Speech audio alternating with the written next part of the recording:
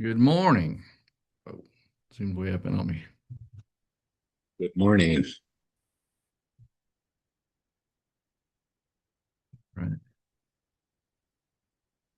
No one will be out sick today. I think we got Wayne still coming, probably. So, um, yeah. Question. You got any questions on the README um, debug stuff? I don't know why my head is so big. Do a different view. Nope. Okay, there we go. No questions? Already JavaScript experts.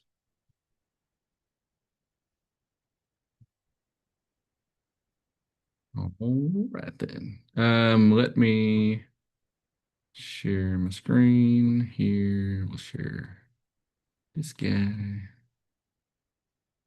Uh, okay, that's over there. That's out of the way. There. Okay. Okay. Um, let's go over the stuff then.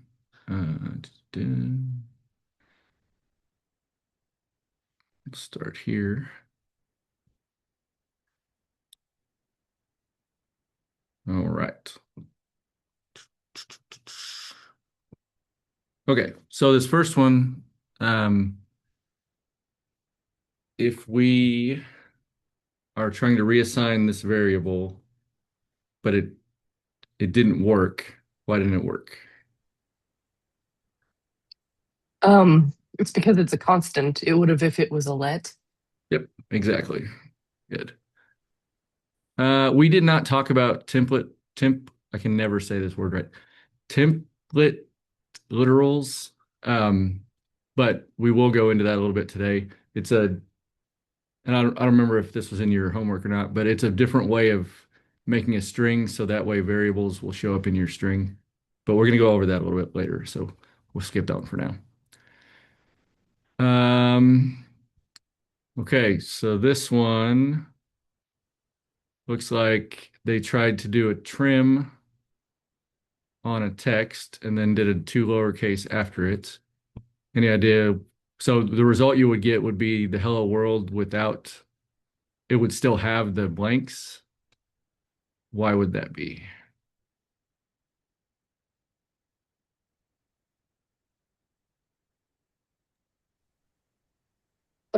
Is it should it be all trim? I can't remember. Like the words all trim? Yeah, or trim all, or does the word all need to be in there somewhere? Nope, no. So trim is correct. It just doesn't have the parentheses on the end, like Oh, two lowercase does. We didn't talk about daisy chaining these.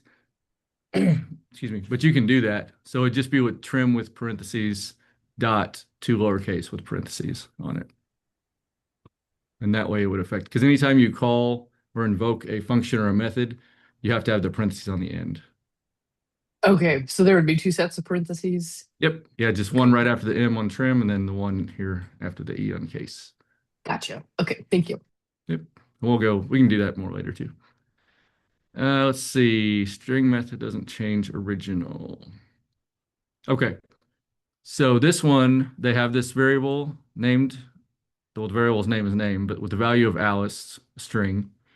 And then they're trying to uppercase Alice, but when you console log it, Alice is still going to be lowercase. Why is that?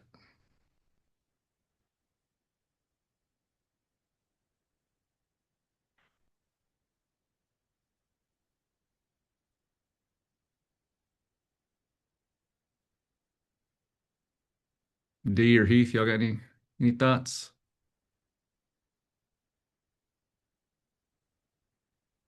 You're muted, Heath, if you're talking. I'm thinking. Okay.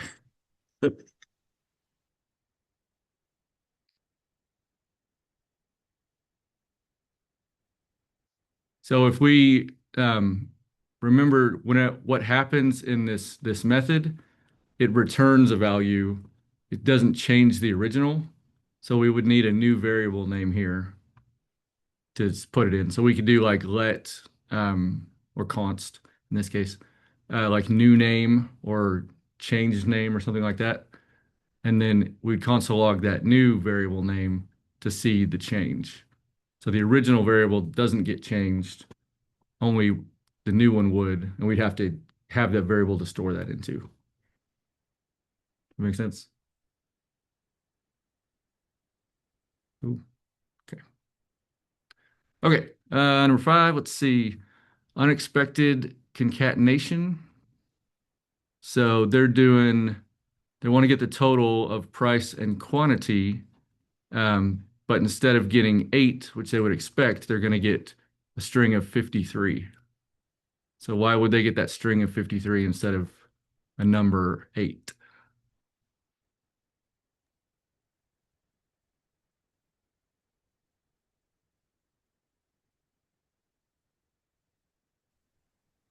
Is it because 5 is written in quotations like a string, and then if you add 5 plus 3, like it's that overriding thing where it just sort of, I forget what the term was, but it just kind of bullies it into being a string, basically.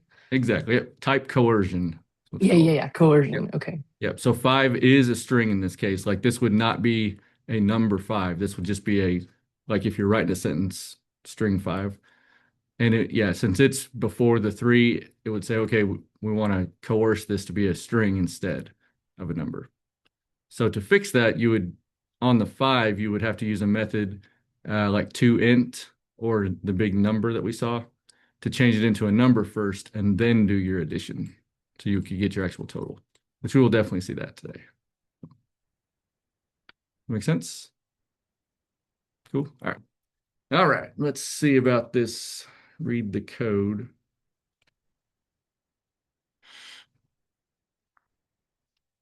Okay, let's see. So what is the final output? Oh, why did I put the answer right there? That's no fun. Okay, pretend you didn't see that.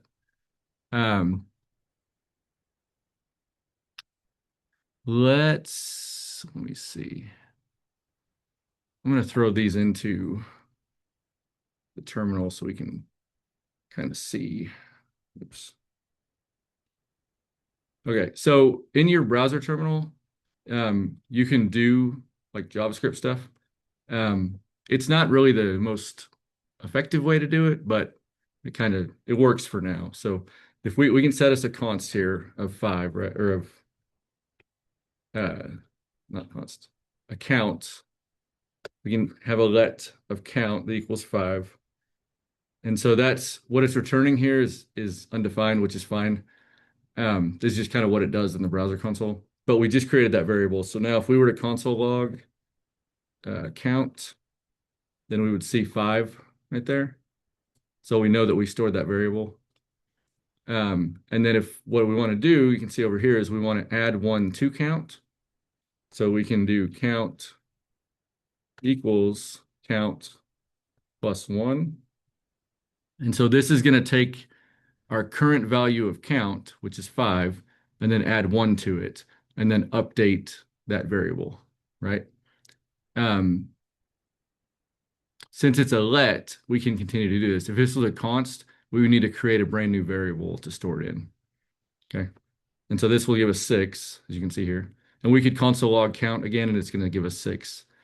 And then, actually, let's just do that just so we can see it. So you can see it's 6, right? And so then if we're going to add, or we're going to multiply it by 2 in this next line, so we can do count equals count times 2. So we see 12. So we can just console log it just so we can see count again. It's 12, right? And so that would be when we console logged our final count, we got 12. Does that make sense? Yep. Okay, cool.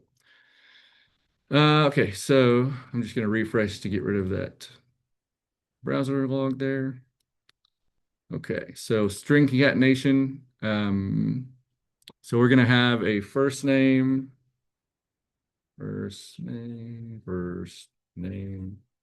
John in our string here. And then we're gonna have the last name Doe. Why not? Okay. And then it wants us to get the full name. So we're going to add the first and last name together. Okay. So we're going to do it initially with just with quotes, and then we'll talk about the template literals in a second.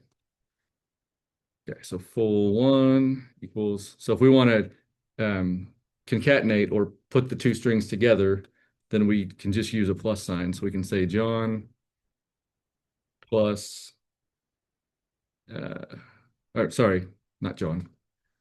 First name, when these are variables, plus last name.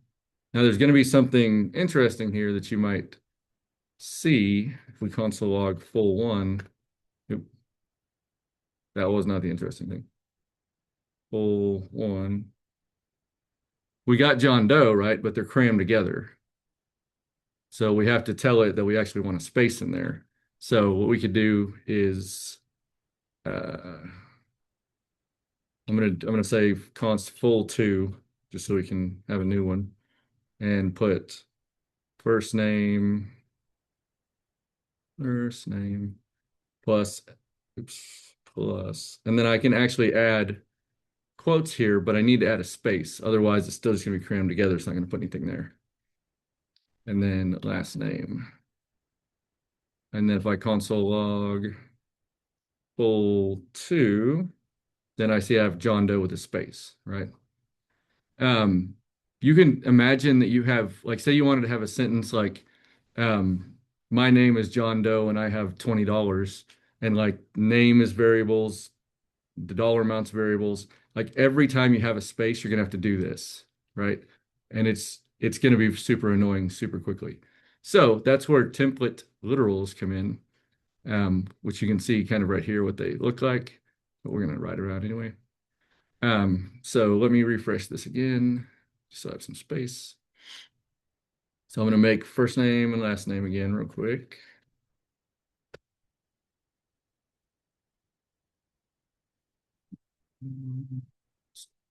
Last name equals do. Okay, so then if I want, I'm just going to say full string. I can use the backticks, which are just below like the escape on your keyboard. They're with the squiggly line. So you want two of these guys, and this is going to be your entire string is going to be inside of here. And to bring in a variable name in here, you're going to do like it shows right here. You have this $ curly bracket. So when you put that in, $ curly bracket, and then you put your variable name in between, you can see that it's not orange like the text strings were, because it's bringing in that variable. And then instead of doing that plus quotes with space and stuff, you just write this string out just like you want it to be. So we could say first name, and then we have our space, and then we have last name like that with our thing. And then now if we console.log full string, and I put a little quote in there, type too fast. I had an extra $ in there, so it's showing me that there. So I've got an error, but you see that it's got the space, right? That was kind of the point. So I just typo on my part. But this is like I should not say never. There will rarely be a case where you need to use the first method, like the plus all this stuff. You can pretty much always do it in the template literals. And it's going to make it way easier and way less typing and way more readable, in my opinion. Make sense? Cool. Okay. You will definitely forget like one of these on the end sometimes. And like I did, you might actually accidentally throw an extra $ in there. So just always console log to make sure it's displaying what you expect it to display. All right. String methods. Okay, so we're gonna make this hello world text here. I'm just gonna copy this. So we have our extra spaces in there that we don't want to have. So we're gonna use our trim method on it, right? So we're just gonna do if I just did text.trim, then I'm not gonna get that value because I'm not storing it anywhere, right? See, it's telling me kind of what it's gonna look like. But if I did this and then console log text,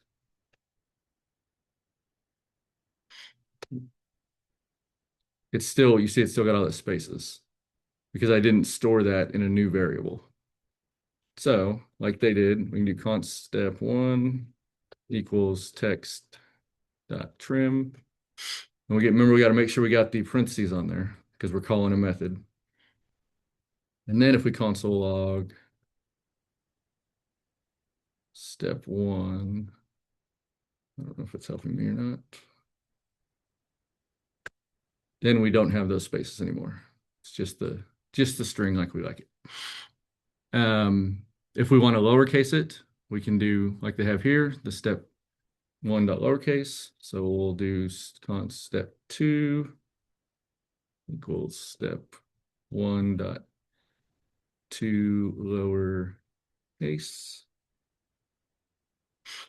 And then if we log that, step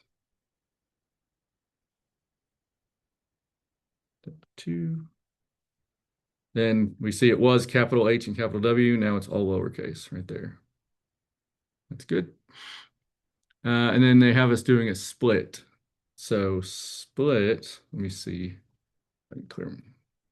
Oh, you want me to clear my terminal like that? Okay, that's fine. Put it like that. Okay. I'm not sure if that cleared my actual variables. Let me find out. Text. Okay, it did not. Okay, so we're still there. So we still have text like that. Okay, so step 3, we're taking step 2 and we're going to split it. And so split is going to take, it's going to take whatever we put in the parentheses here, and it's going to split the string based on that. So in this case, the split is looking for any spaces. And so if we remember with step 3, we had, or step 2, we just had the hello world without like we basically had this guy right here, but with the lowercase H and W. So the only space in here would be this space in the middle, right? Because we're not messing with text, we're messing with the step 2 one. So actually, let me log that so we can see it. So log step 2. Nope, 2. Okay, so we got this guy. So when we do step 3, when we do the split, then we can see that it's only going to look for the space, right? And so that's going to, so I did step 2, but I forgot to put split. I just put the parentheses. That doesn't help us, does it? Okay, so dot split. Okay, so now if we log step 3, what it's going to do is return an array, which we'll talk about a little bit today, with the words, okay, how do you say it? With every time there is a space, each one of those gets split into its own position in the array. Okay. So like this. So we have hello is now like its own string, and then world is its own string. They're not together in one string anymore. Okay. Yeah. So don't let that blow your mind yet. We will talk about arrays and stuff in a little bit. Cool.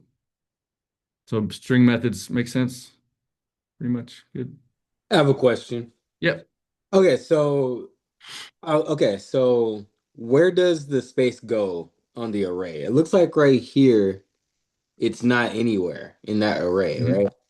Yeah. Like, so So does it just erase it and then it just and use as a division like mark? exactly. It looks through the string and finds every space where there is, well, in this case, a space, and it's going to split it up. So the space itself is gone. Okay. Yep. Yeah. And you can use this like if we had, um, let's say we had a string, I'm going to call it a comma string.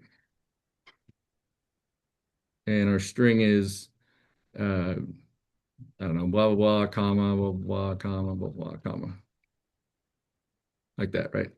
Mhm. And, oop, I didn't like my, another common mistake you'll make, which I just did. You'll start a string with a single quote and you'll end it with a double quote. And it'll be like, I don't know what you're talking about. So you got to make sure you start it and end it with um, the same quote, or just use backticks and you'll be good to go. But you got to start it and end it with backticks. Okay. Okay. So now if I console.log my comma string, and there's my string, right? So if I split it, if I do const split comma string equals comma string, and then I want it at I'll get in my dot split. Oh, comma, comma. Where's my comma go? There it is. Um, I think that's been quotes though. Yeah. So this should give me an array with this first part, then the second part, and then the third part. So, comma, split, comma, string. So there you go. So we got the three, right? So yeah, whatever the splitter is, like it doesn't bring that into the array. That's just what it splits it at. If that makes sense.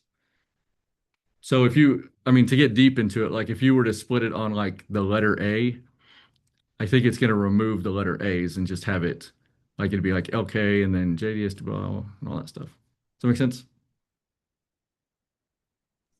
Yeah, that makes sense. Thank Okay. you. Yep. Right. Okay, last one, type coercion. Um, yeah, so we talked about this a little bit earlier. Just if it is a string at a string adding to a number or whatever to a number, it's gonna stay that string. So just be this will be the string 53, this will be the string um 53, I think. Again, I don't know. It should be. Let's see. Console.log 5 minus 3. Oh, so that did the subtraction. Interesting. Okay. Uh, so maybe it is just the plus 3, 53.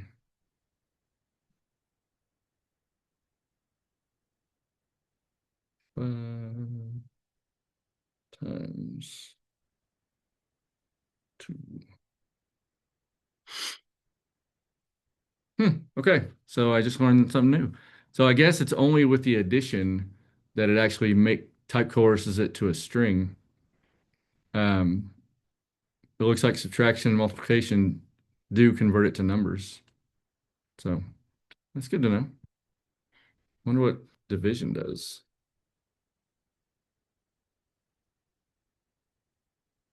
Uh, divided by 2.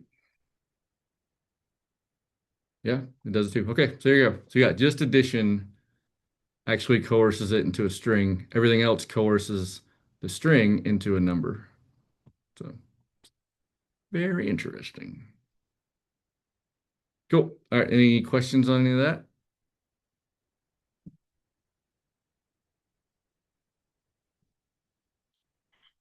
All good? Okay. Let's let the fun begin then. So what we're gonna do today is we're gonna begin working on our expense tracker. Um, so what it's gonna end up looking like is not that is this sort of kind of. Um, so we're gonna have some expenses that we put in. Initially, we're just gonna kind of build this table. This is a bootstrap table, so it should be super easy to build. Um, and then we are going to have our JavaScript file, which we're going to actually make our variables to fill in this information. Um, we're going to, if we get to it, we're going to try to actually format our dates and our monies, our currency, and then get our total to work. Along the way, we are going to talk about some new um, types. We're going to talk about arrays and objects. And we may get into talk about functions as well. Um, I always tend to plan way too much for the time allotted, so we'll see how far we get. But should be good. So what I'm gonna do is I'm gonna like walk through one example of what we're doing, and then have you guys, uh, write out the rest and everything. And yeah, we'll stick together, make sure it's clicking. Um, this is hard, right? JavaScript is not easy, so please, come unmute or send a message in Slack or whatever if something's not clicking. Um, this is going to come pretty fast. We only have a certain amount of time, so yeah, just please slow us down. Derek is in the chat as well, so he can hop if you have a question, you throw it on Slack. He can help out there. So yeah, please don't sit there and just think I have no idea what's going on. Like, let us help you. Okay. Okay. All right, cool. So first things first, we need to make a new project. So everybody go to your GitHub or the other way around, whichever way you want to do it, and make you a new project. Call it whatever you want. I'm just going to call mine expense tracker. This, we will likely stay with this repository the entire time, module 2 and 3. With an asterisk, as I may change my mind, but I think we will. I think we'll probably stick to this one. Unless you all just really want some practice making repos, then you can make a new repo, whatever you want. All right, create my repo. If the create repo thing is still confusing, again, please reach out. Derek can help you out in the chat. I can help you out here, whatever you need. Just want to make sure everybody gets the repo created. All right. Clone in my repo. I'm gonna put this in my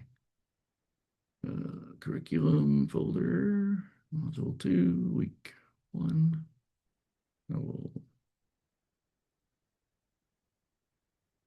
I'll put it there. It's fine.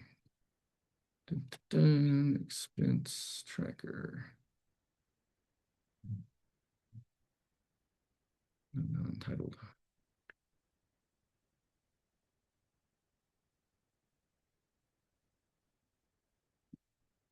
Okay. So yeah, once you get it made, go ahead and just open it up in VS Code.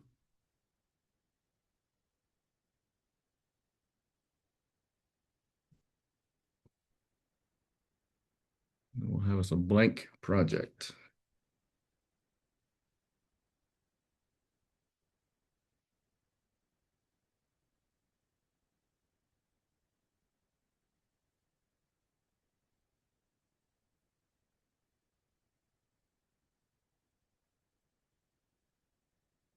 Give me a thumbs up or something when you got it made.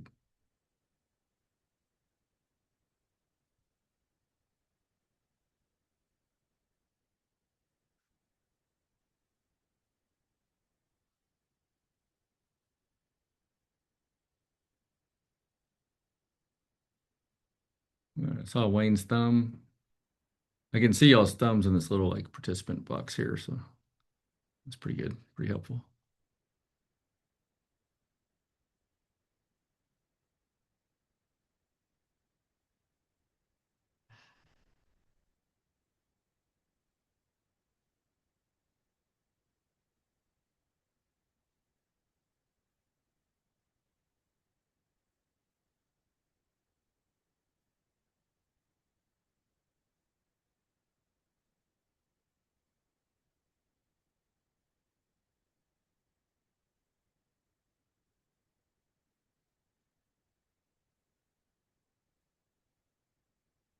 All right, anybody not got it done?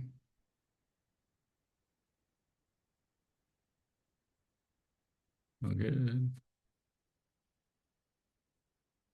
Okay. So once you got it made, then we're just going to go ahead and make our index.html file. And then we can boilerplate that guy. And in case you don't remember, you can just do the exclamation point of the bang symbol and just hit enter, and it'll give you that little kind of boilerplate HTML. We're going to want to throw Bootstrap in here for ease of building stuff. So we can go to getbootstrap.com and just scroll down and grab the CDN links here. I'm going to grab that top one and go back to my VS Code and just put it at the bottom of the head section. So you'll have the link ref there. And then we'll get the JavaScript one as well. And we'll put that at the bottom of our body down here. I'm gonna let the dog out real quick. Be right back. Go outside?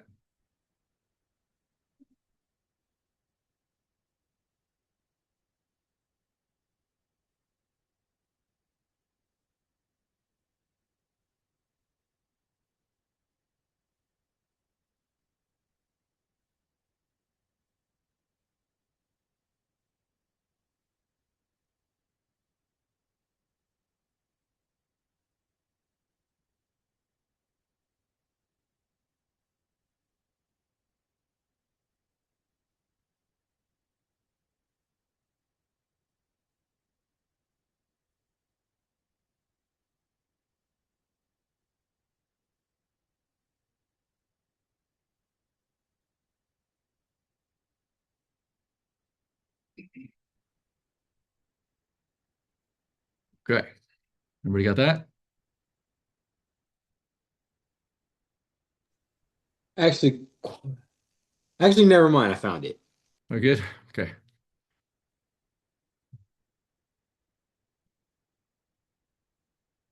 All right. Once we got that, we'll go ahead and make our index.js or whatever you want to call it, .js. And this is where our script will go. Once it's made, just put an alert in there, just a alert function to just alert with the curly or the parentheses. This way we can just test that it works. I'll move that over there so you can see it. And then at the very bottom, below the Bootstrap script tag, you're going to make a new one. And this one, in your source, you'll have the path to your index.js, which if this is all you have, then it's literally just index.js. I can make that a little bigger.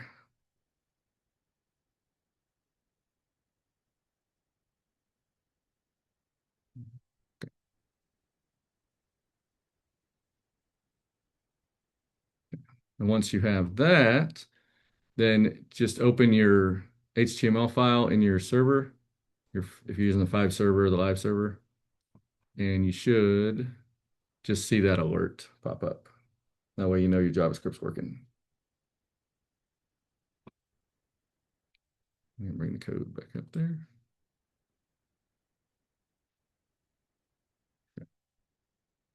Give you all a couple minutes on that one.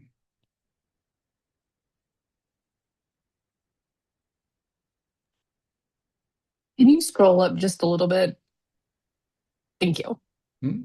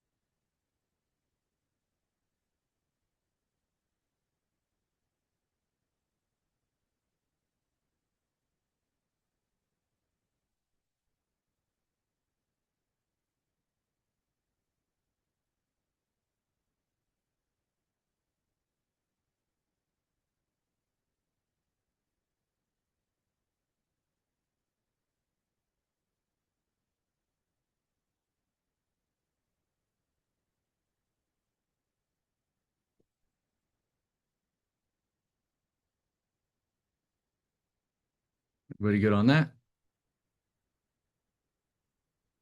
Still working? Give me just a little bit longer. Yep. Yep. No worries. Got any questions? Yeah, holler.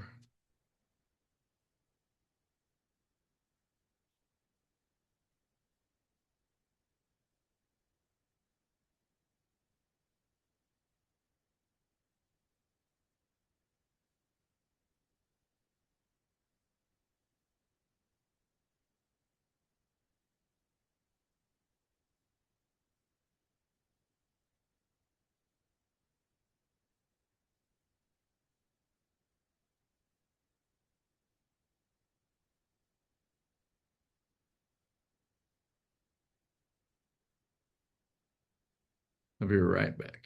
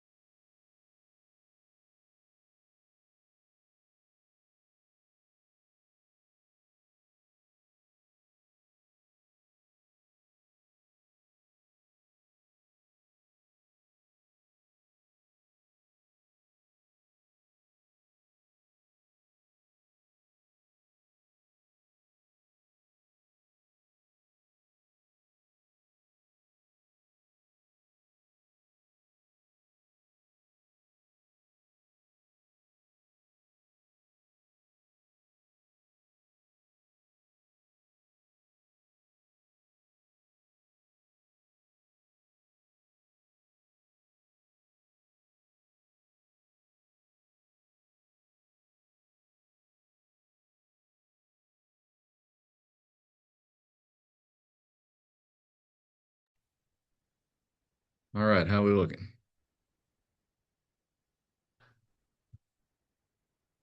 Good. I'm good. All right, cool. Um, so we got that set up. So what we want to set up now is the table. So it's going to look like this. And this is just a Bootstrap table. Um, so if you go to Bootstrap and you go down to content and tables, it has a bunch of these different kind of tables and variants and all sorts of fun stuff you can do. I'll throw this link in Slack so y'all can go to it. And you're just going to grab this very top table. There's this little clipboard right here. You can just copy the clipboard, and then we'll put it in our code.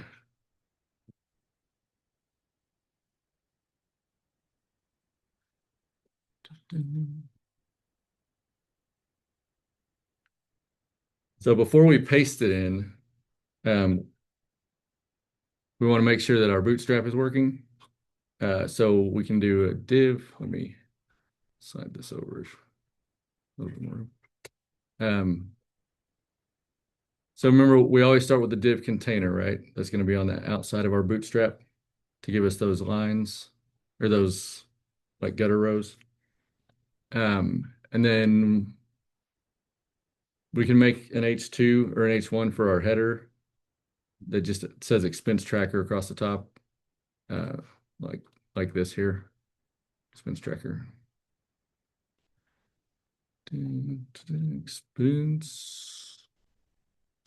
Expense tracker. Okay. And then below that guy, so still in our container, is where we can throw our table at. Typically we're going to do like our div rows and our div columns, but since it's the only thing we have right now, it doesn't really matter. So I'm just going to paste it in there. I'm going to make that prettier. Let's see if we can. There we go. Cool. So you should just have your div container and then just your H1 with your expense tracker text in there, and then paste the table.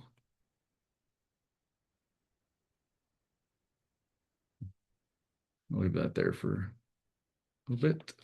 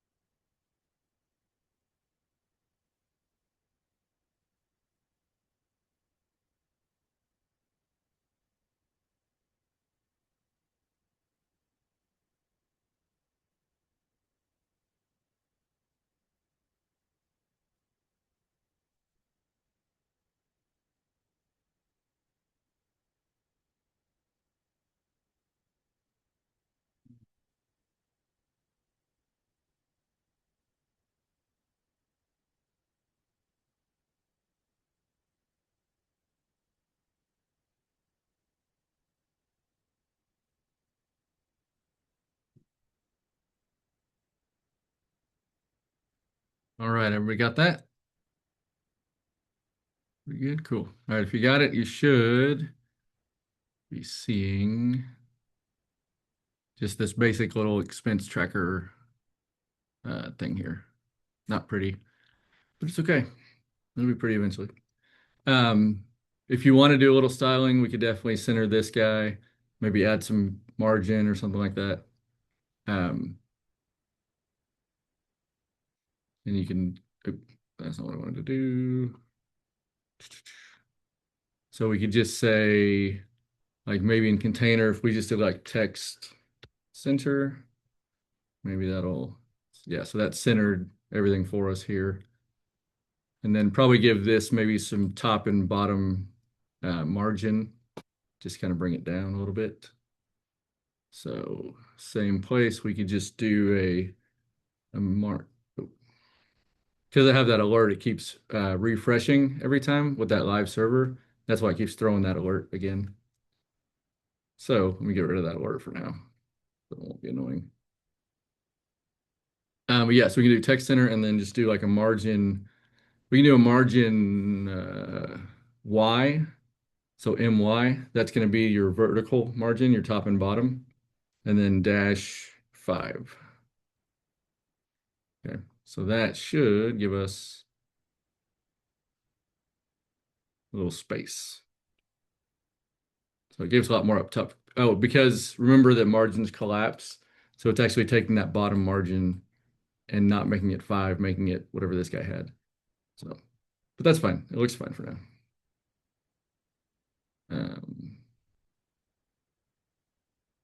Oh, actually, no. The reason it did it, my bad, is because I did it on the container instead of just the H1.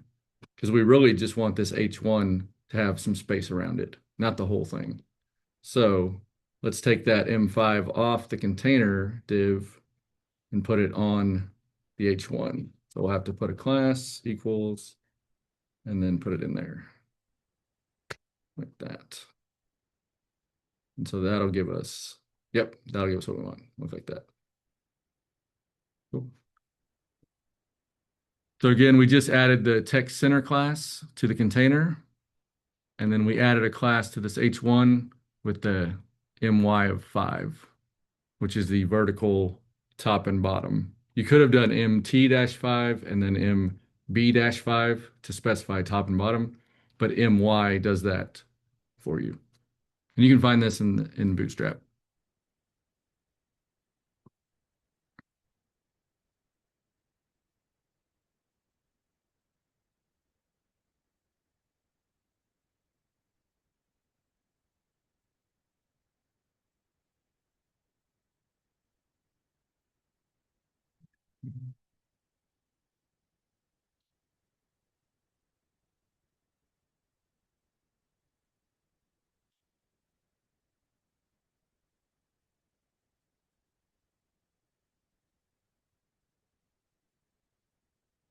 Pretty good on that.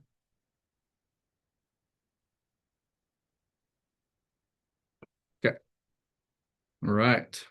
So now we want to kind of set our table up, right? Because our expense tracker table is not going to have first name, last name, and handle. That's just what this table came with, just for their boilerplate stuff.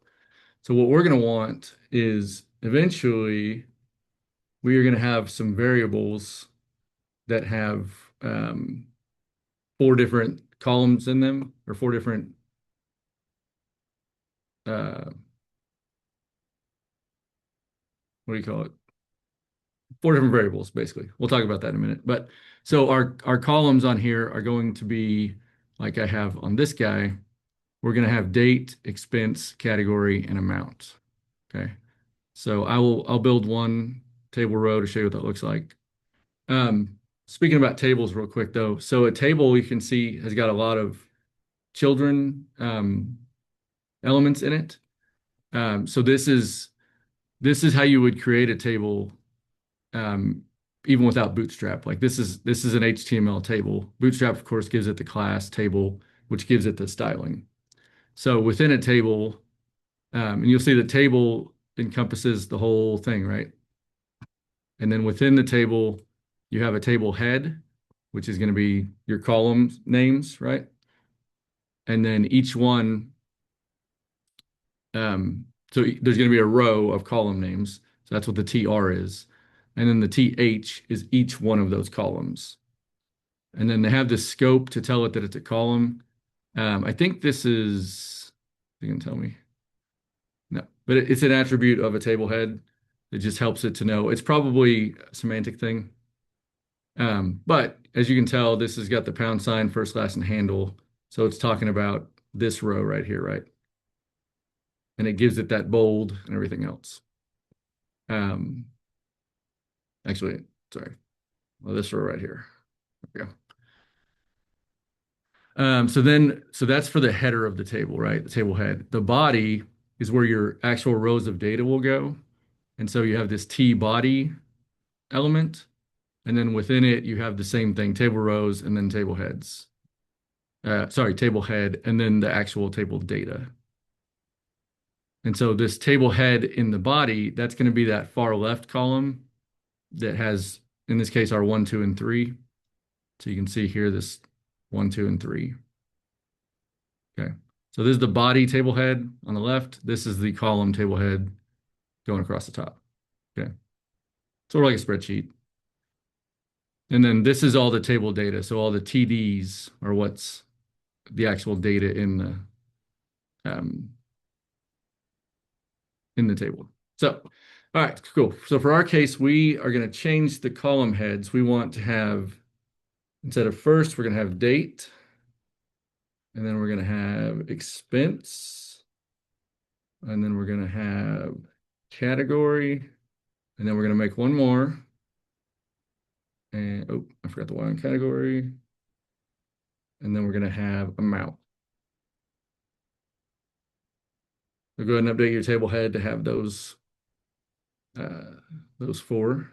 Well, 5 if you count the pound sign. The hashtag.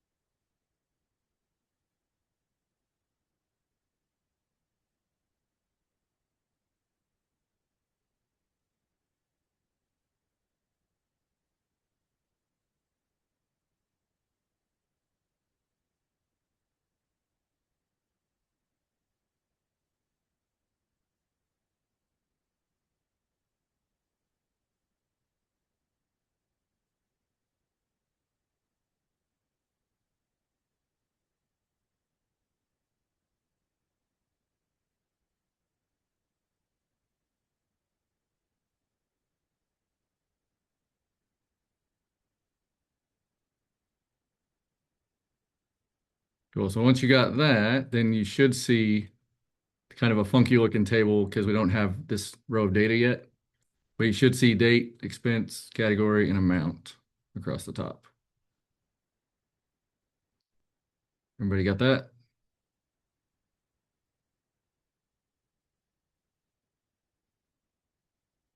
All good.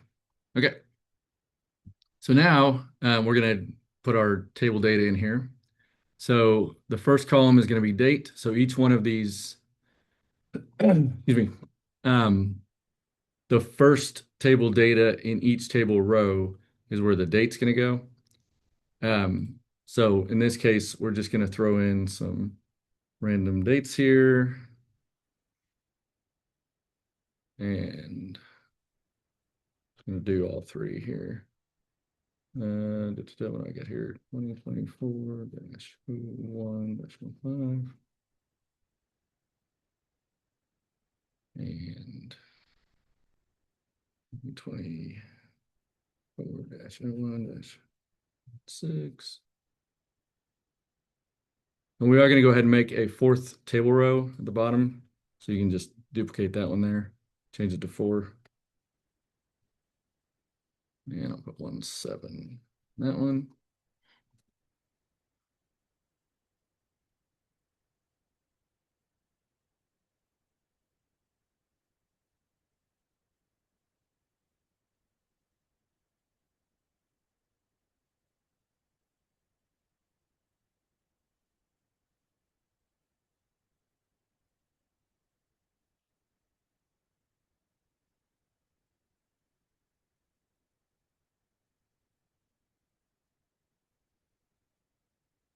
You may be asking, like, why is the date like this? This looks really weird.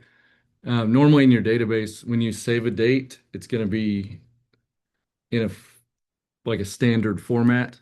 And then you'll format the date on your website to look however you want it to look. Because sometimes you might need dashes, sometimes you might need slashes, sometimes you might need date time. There's a bunch of different things.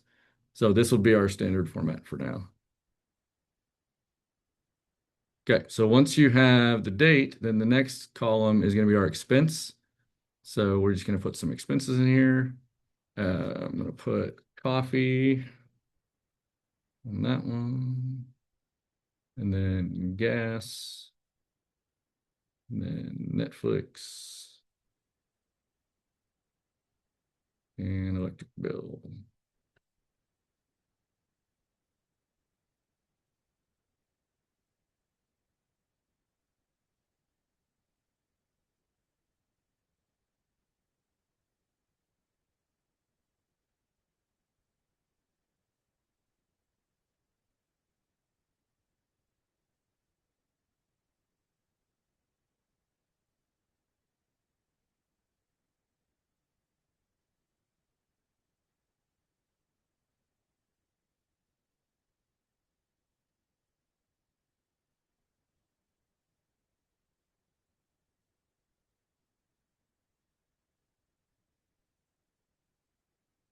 Okay, once you have that, then it looks like our next row is going to be our category. So for the coffee one, we're going to do food, not at food, just food. And then gas is transport. And Netflix is entertainment. Entertainment. And electric bill is utilities.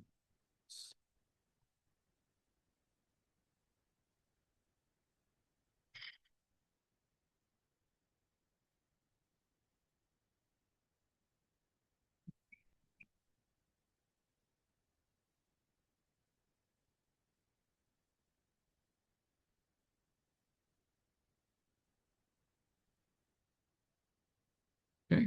Once you have those, then our final column is going to be our amount column, which we only have 3, so we're going to have to make another one. So we can just duplicate that one and just put our amounts in. So 450, $45, 15.99, and 120.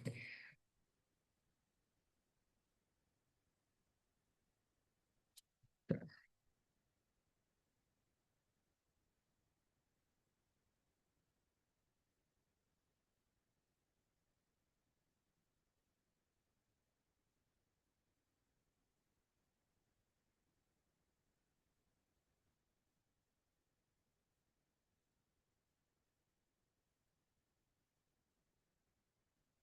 All right, give me a thumbs up when you got all that in.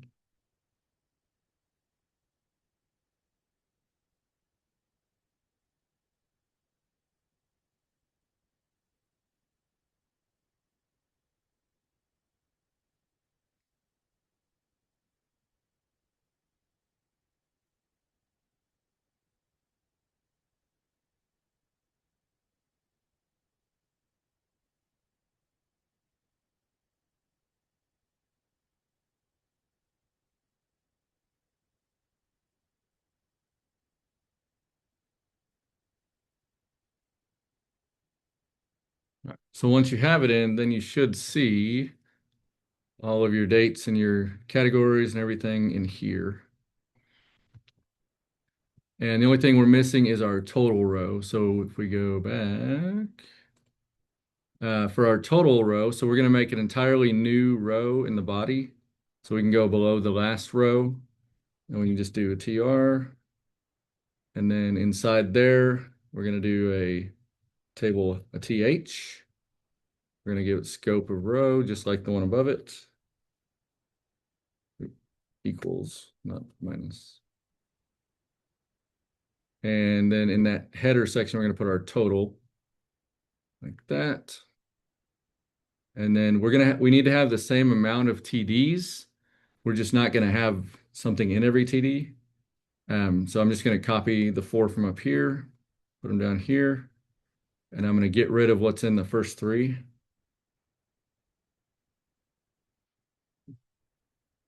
And just put a question mark for now in the last one.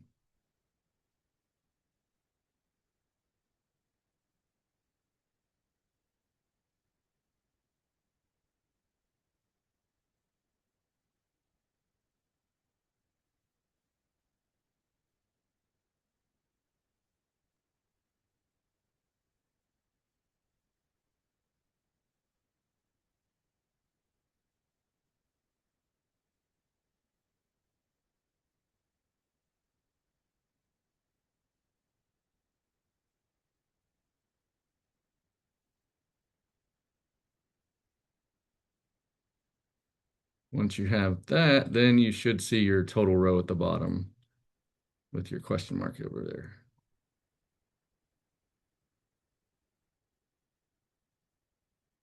Okay.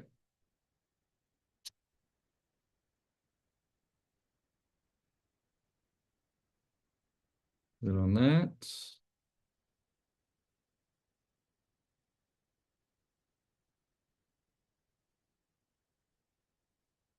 Okay, so obviously none of this is JavaScript yet. We just made a table and put a bunch of dummy data in it. It's not functional. It's nice to look at, but it doesn't do anything, right? And our point is to make it do stuff. So what we need to do now is actually work with our JavaScript, which the eventual idea is to have a form where you're able to actually put in these expenses and then they show up on your in your table.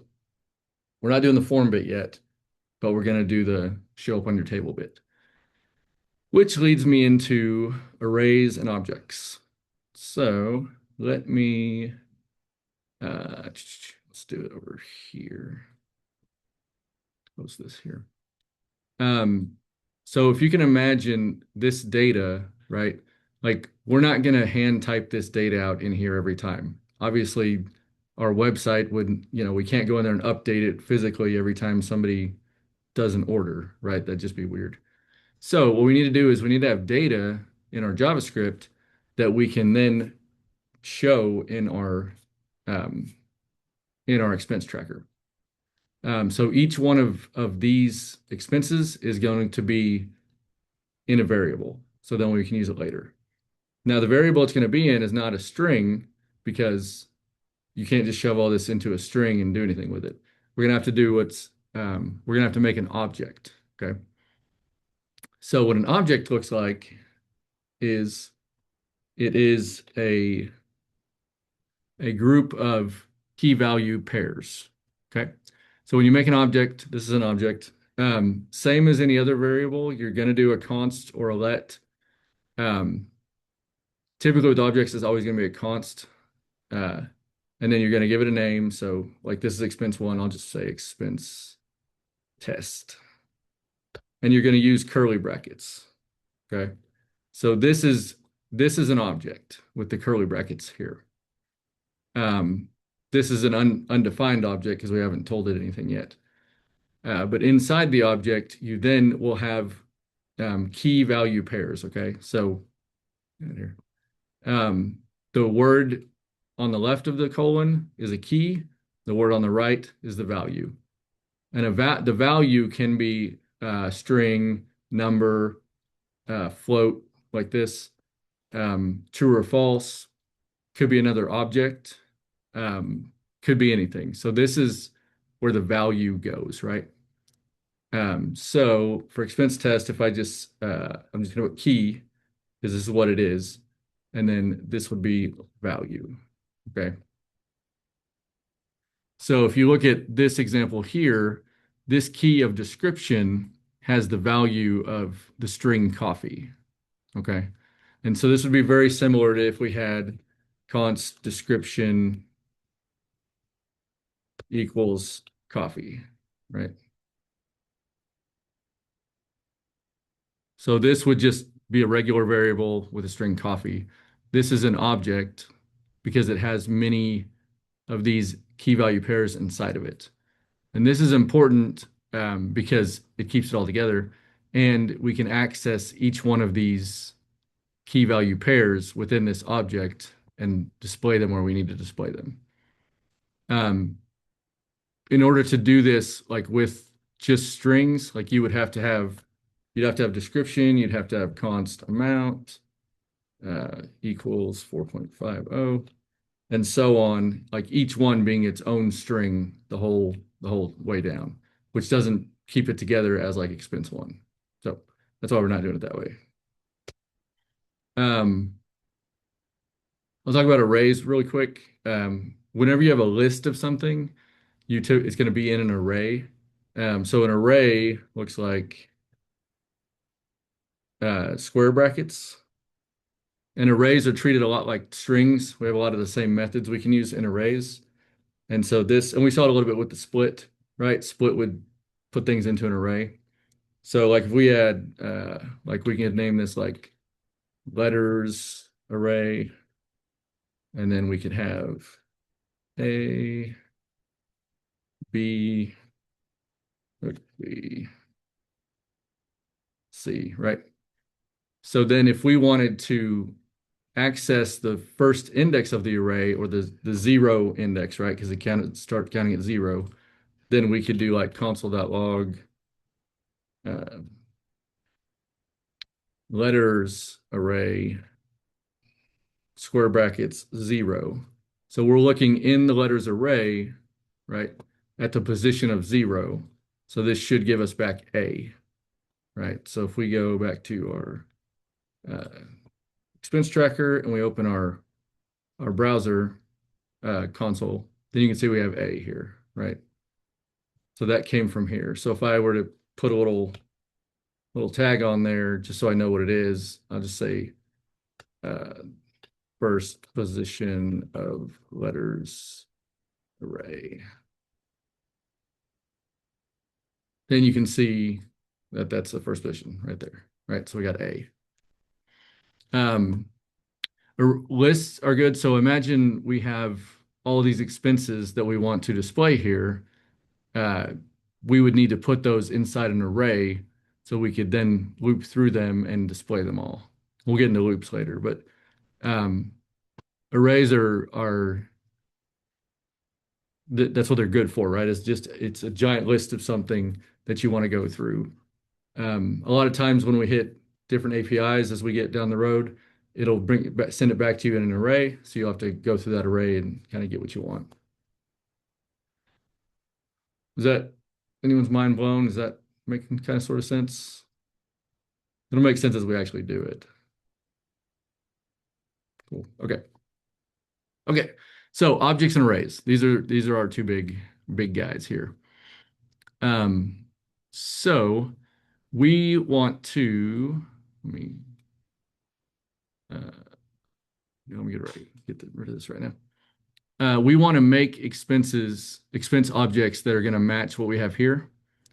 So this first one matches, as you can see, the description is coffee, amount is 4.5, category food, and then date is same date there.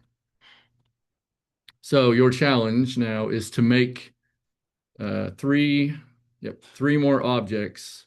So these three here that look like this. Then you can just call them expense 2 and expense 3 and expense 4. Expense 2. I actually have one question. Yeah.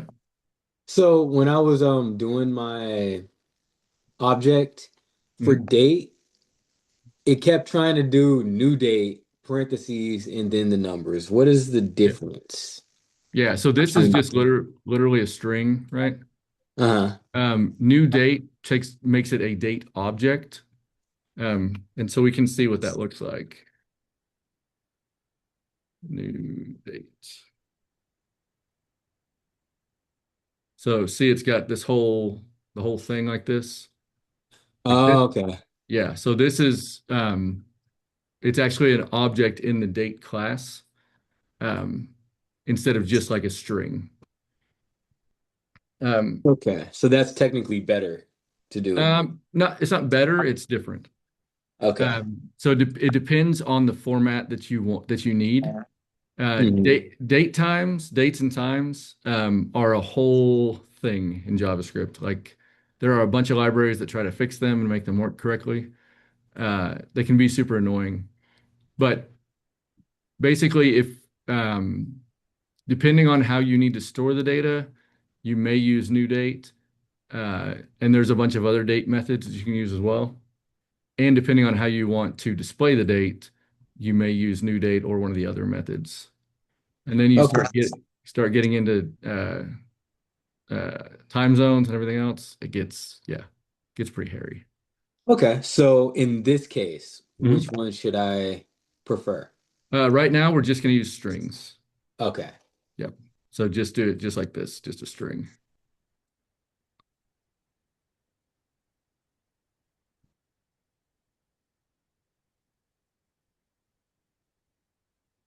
Thank you. Yep.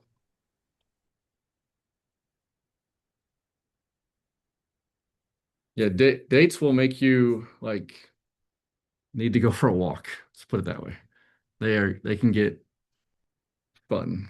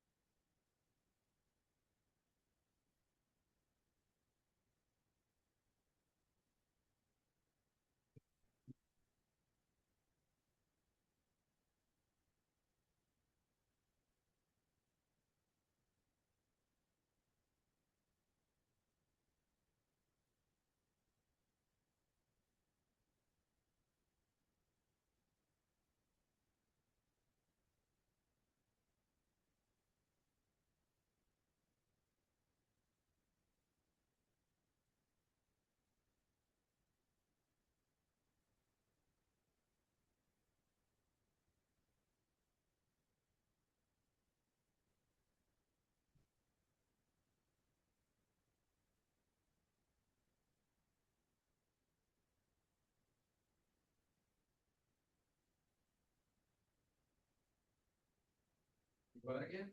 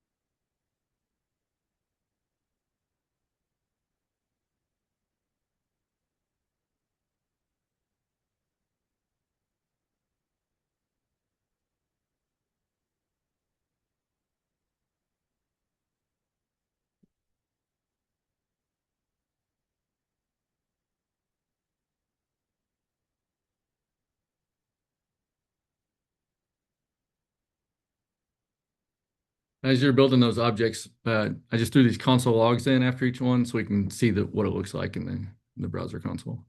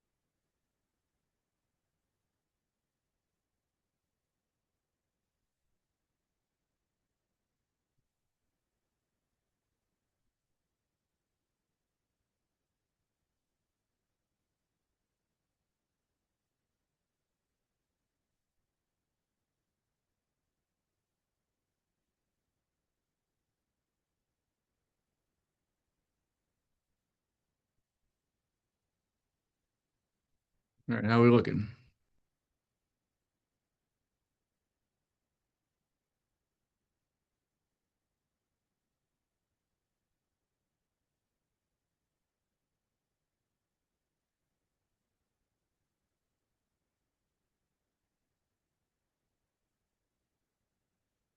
All right. So once you have them in there, um, when you go to your browser console, you should see if you put the console logs, you should see basically what you'd written out, right? So you have your name of your object and then your different key value pairs, right? So you can know that it's correct. Okay. And I didn't put anything in these yet. That's why it's blank. So I'll throw these over here real quick.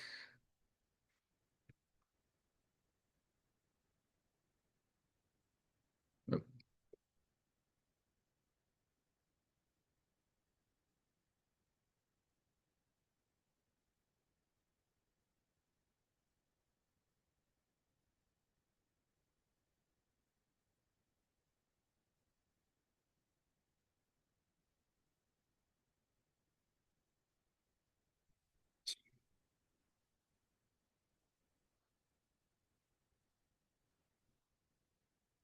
cool.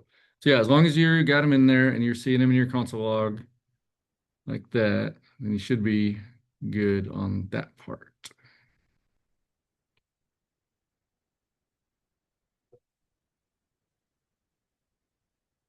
Right, any questions about that? Pretty good.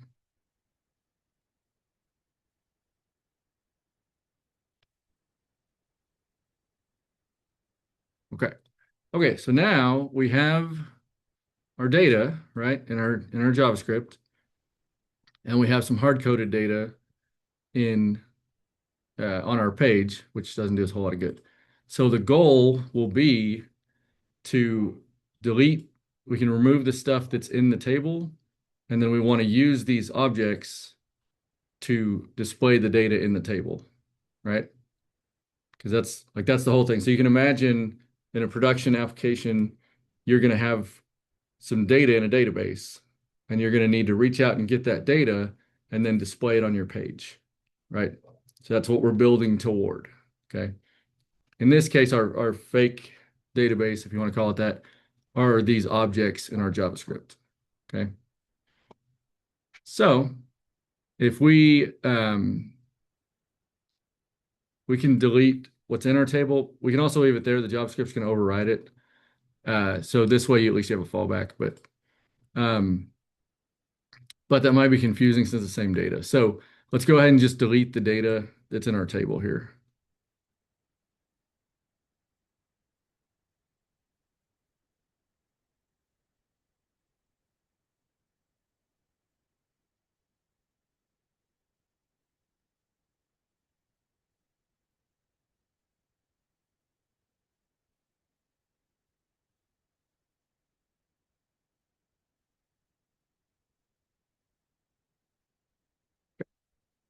All right, so once you clear all that out, then your table should be blank. I'll let the dog in. Be right back.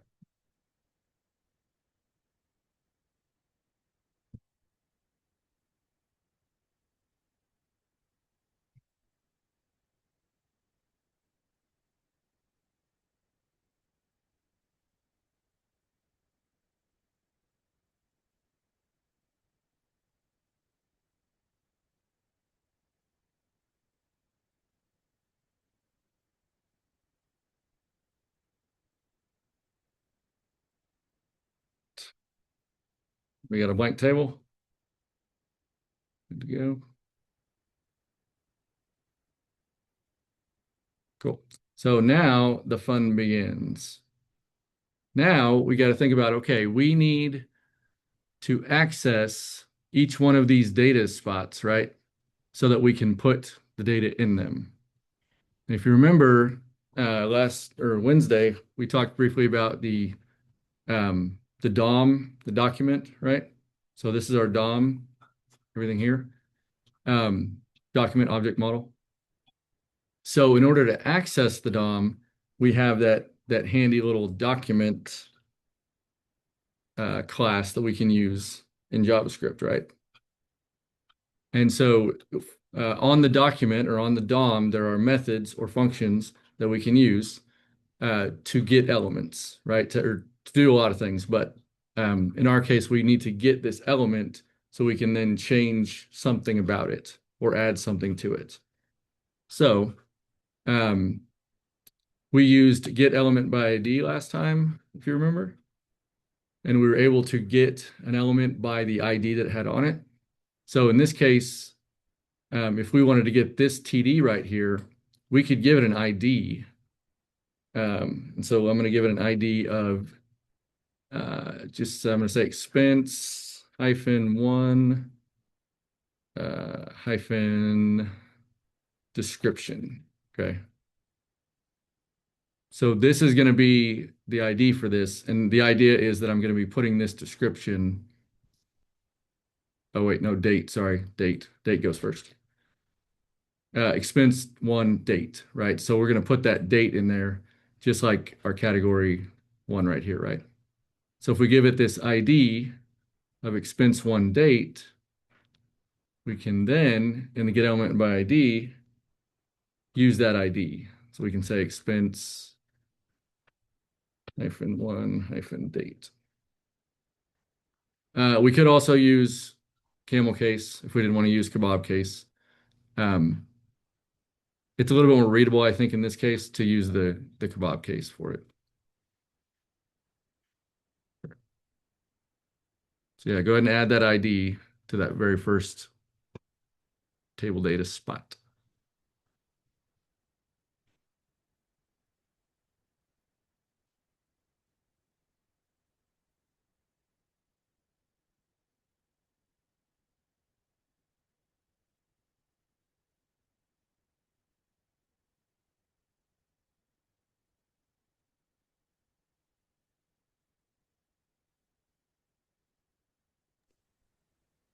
I have a question. Yep. Okay, so on my document, I typed everything that you did, and it's adding dot text equals expense one dot date. Yeah, your ID is trying to help you out a lot. Okay. So, are you using VS Code? Right now I'm using anti-gravity.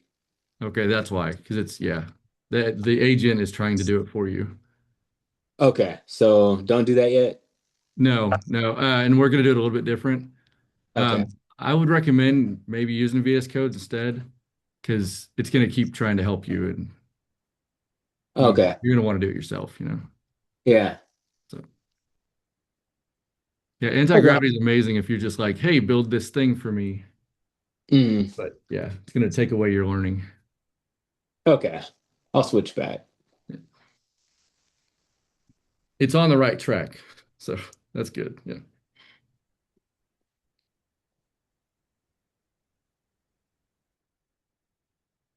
Okay, so yeah, once you have that ID in there, then we can access it. So we're gonna have to store it in a variable, remember, because this will get the ID. We could console log this and it would show the element, but we can't do anything to it unless we store it in a variable. So I'm gonna make a const, and I'm gonna say expense 1 date equals that. And I'll use camel case here just to differentiate between the variables and the IDs. And then I'm going to console log that variable, expense 1 date, so we can see what it looks like.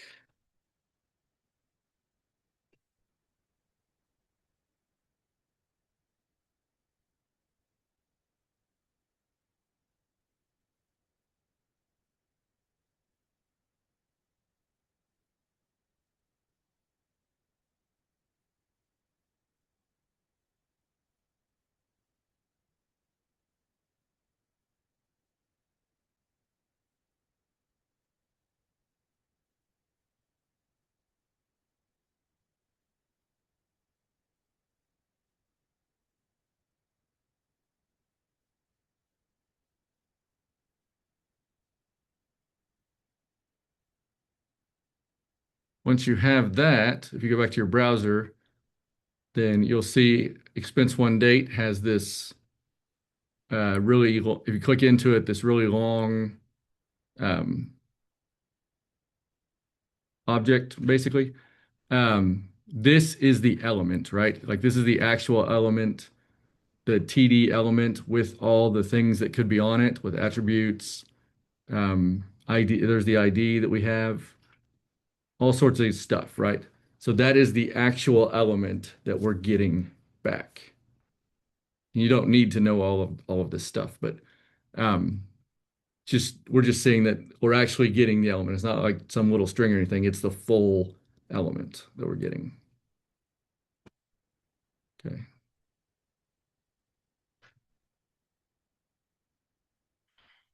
So now that we have the element stored in this variable, we can now do stuff to it, right?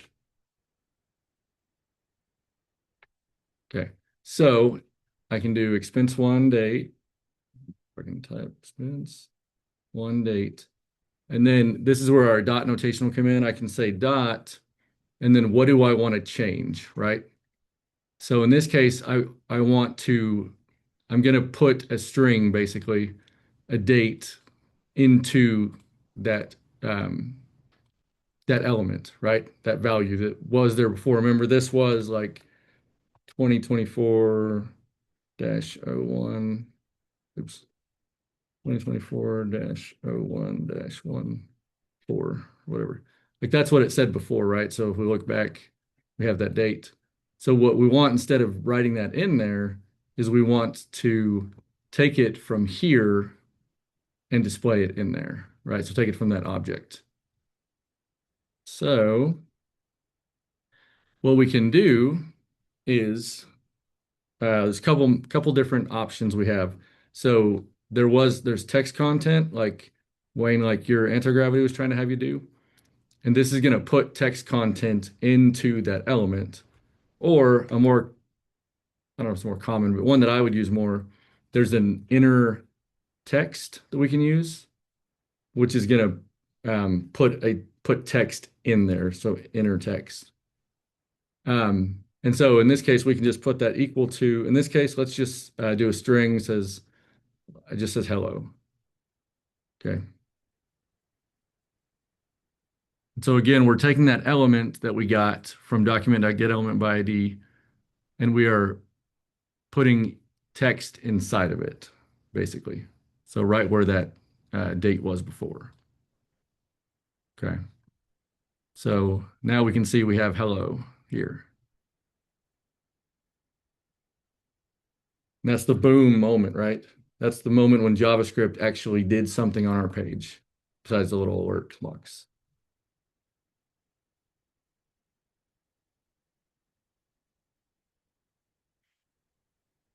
Everybody tracking that so far? I have an error. Can you go back really fast? Yeah. To the code or to the page? Actually, where you're right where you're at. Okay. Oh, okay. I know what I did. Okay. What'd you do? I didn't do the semicolon at the end after hello. Really? It shouldn't matter. Okay, yeah, it's still Yeah. a thing. Yeah, the semicolon, uh it doesn't care. It used to care like a long time ago, but Okay. Yeah, I still have the error, but the squiggly, okay, it has a squiggly line under equals hello. And that's okay. Uncut type error cannot set property of null. Okay, I have a null, I guess, for expense one date. Let me do you see. have it set like this document.getElementById? Hmm, Did you add the ID to the TD? to the TD. No, I don't think Yeah, I did that. that's Okay. why. So it's trying to find that element, but you don't have that ID there. So it's like I don't know what that is. Wait, I did. Okay. And you make sure it matched exactly, spelling wise and everything. Expense one. Actually, it's in the wrong spot, but I don't think that's going to be the issue.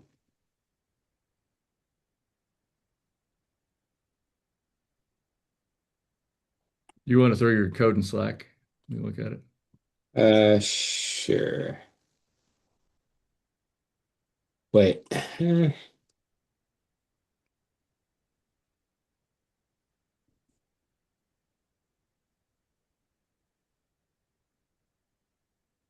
Hold on 1 second.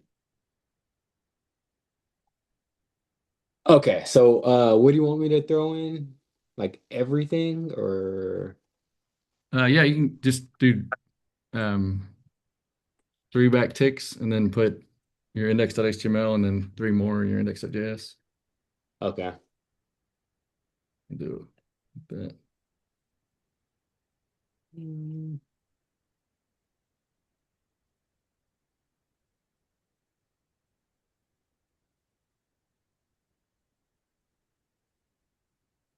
mm.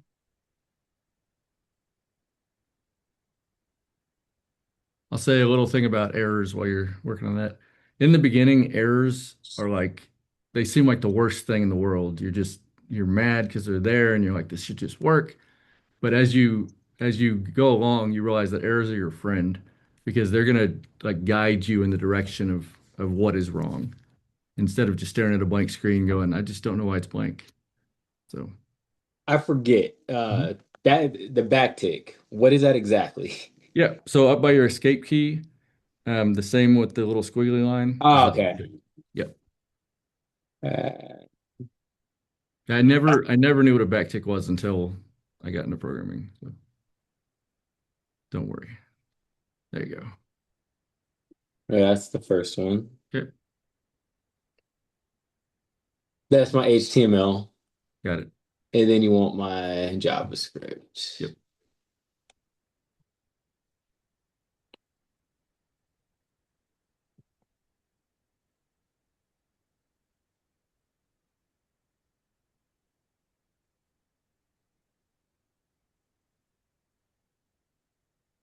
Okay, let's see.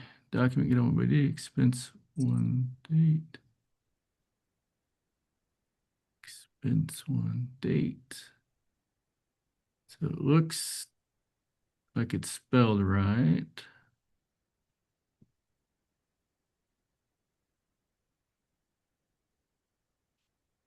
Expense one date. Hmm. Is your console log, what are you seeing for expense one date? Can you, yeah, I'm seeing null. interesting. Oh, do you have, yeah, oh, you're missing your script tag in your body. Oh, I thought I. You probably had it, and then when you pasted the table in, maybe you pasted over it. Oh, no, you have it up here. You have it at the top. That's why. Okay, so Yeah. Yeah, grab both of these and put them at the very bottom, right above the body, the closing body tag. okay, that's the HTML, right? Mhm. Yeah. And it was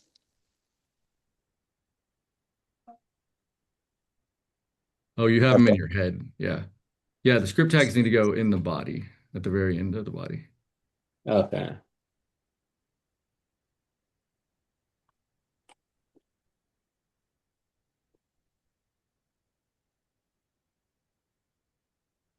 That should fix it. Oh,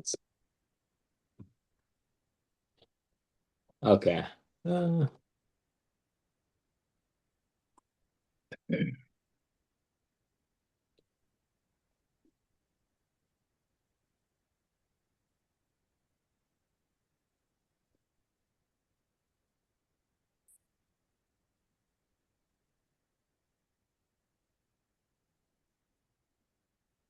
okay, it worked.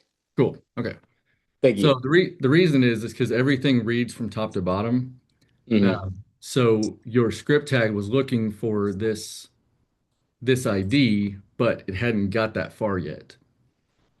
That makes Okay. sense. Yeah. So that's why we Yeah. put the script tags at the bottom. So your HTML loads first, and then it can go, okay, I need to grab this or that or whatever. Hmm. Cool. Okay, thank you. Yep. It's a pretty common thing too, so don't feel bad. Okay, so cool. So now that we are connected, we are showing the string, right? We're showing that in our table here. So instead of the string hello, we want to actually show the date from this first object. Okay. So just for an example, real quick, I'm going to make a variable. I'm just going to say test var just for fun. And I'm going to say I am a test var. So if I were to want to use this variable and display I am a test var, then I could just set that equal to the inner text, right? So I could just do test var. Okay, instead of actually like physically writing the string, and then I will see that in there instead. Okay, so we're going to do this very similar thing with our expense, except for we're going to need to access the value in the object. And so to access, I'm going to just copy this down here just so we can see it. Don't put this down there because it's going to be an error, but just so we can look at it. So in order to access this object, I got to obviously use the variable name, right, which is expense one. So I can say expense one. And then to access the value that's in date, I have to use the key of date, right? So I can do dot date. So expense.date is going to give me the value that's in there. Okay. So when you have an object, you use the object name, the variable name, and then dot the key name to access the value within it. Okay. I know that might be a little confusing at first. But so if we wanted to display the string coffee, we could say expense one dot description. If we wanted to display $4.50, we could say expense one dot amount, so on. So we're saying expense one dot date. So we should see now this string in our table. And we do. Cool. I'll bring that back up so you can see it.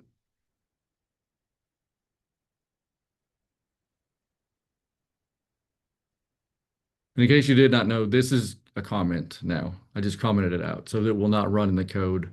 I just put it there so we could see it. This is still pulling from this top object here.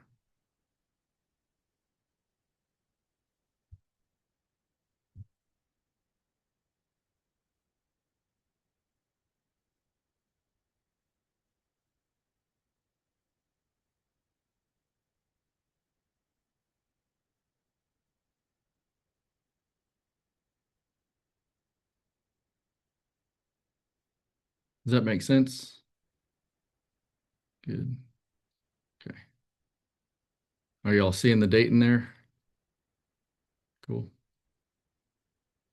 Okay. Then the next step is just to fill in the rest of the table. So what we'll want to do is you're going to want to go ahead and give IDs to each of these, the rest of the TDs. And then just like we did here, we're going to want to get the element by the ID and then change the inner text to whatever our object is. Okay. And I'll walk through this first one with you and then let y'all do 2, 3, and 4. So again, we'll start by giving this an ID. So we know that the second column is going to be expense. So we will do in our TD, let's do a new ID and we'll just call it expense one expense, just to, be confusing. And then I'm going to go ahead and just finish off the IDs for these guys. This will be expense one category. And then ID equals expense one amount. Okay.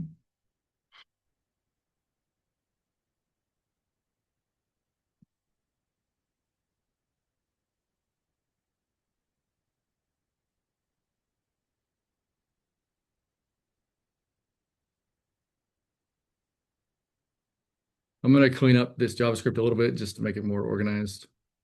It's going to have an expense one section, expense two,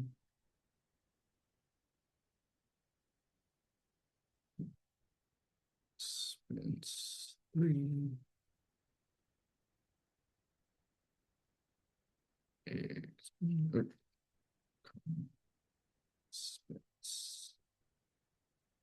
four.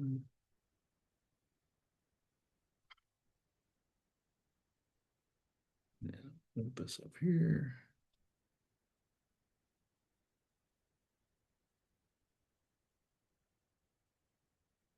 Get rid of this guy.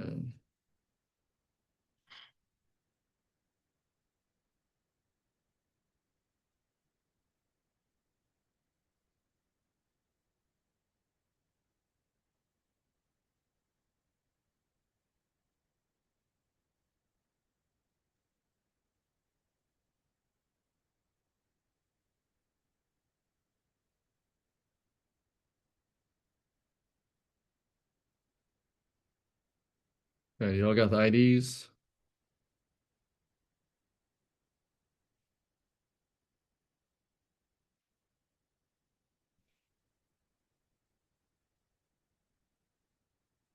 Cool. Okay, so once you have the IDs, then it's just the same exact kind of pattern we have here. We're going to make a new variable, call it expense one expense, uh, and then document get element moves over here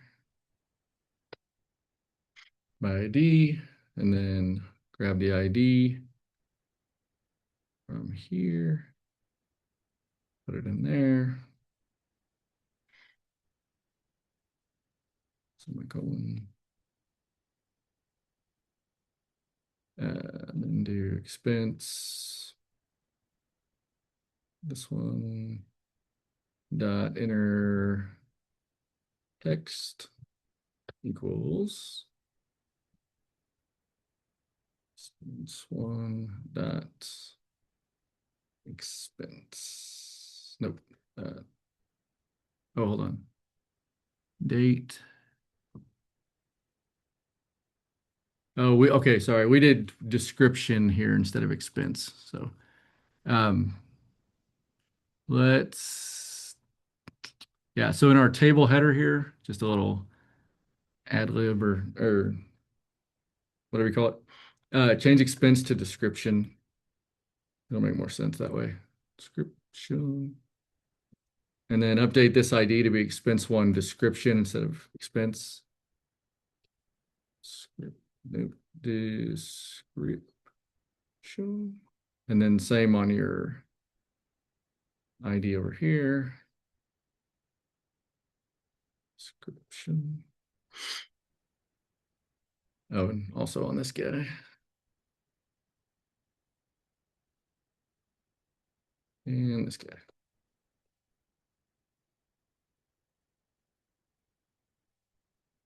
Okay, now we can do description. Okay. Okay, sorry if that was confusing, but yeah, we just updated all the expense to be description on these IDs.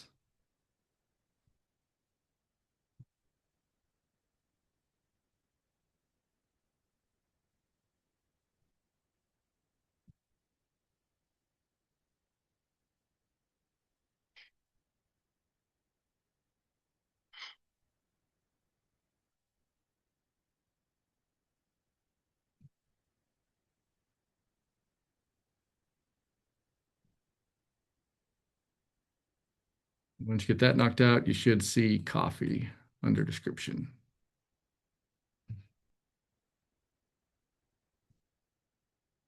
I'll give you all a few minutes to get that typed out.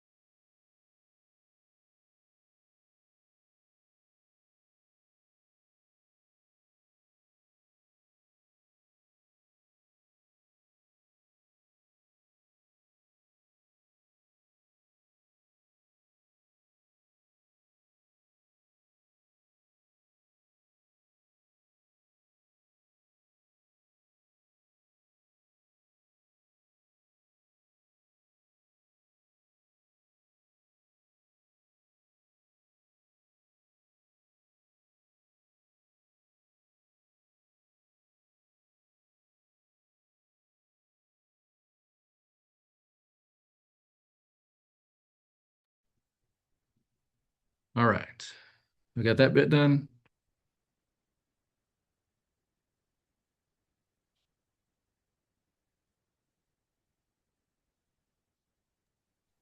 Should anything be showing up in the table for that? There shouldn't be, right? For Oh, no, there is. Yeah. Okay.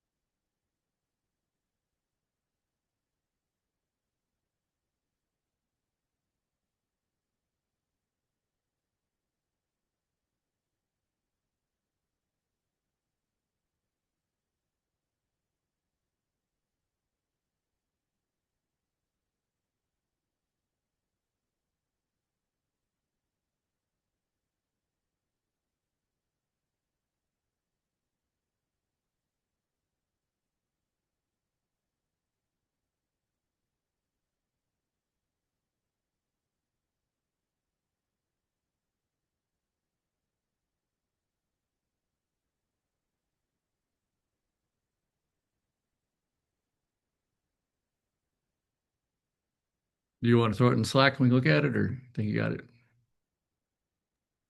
Sure, I can throw it in Slack. I'm not sure where my issue is. Okay, let's check it out.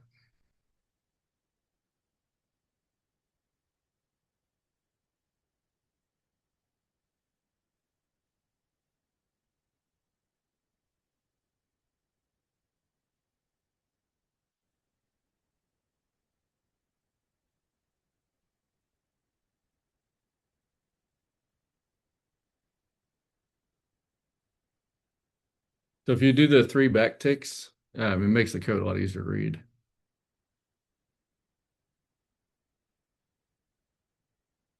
Let's see. So we got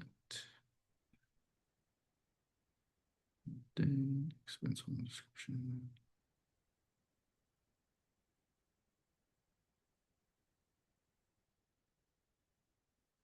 So you're getting the element right here with the expense one description, but you're not setting its inner text like we did up here with the date.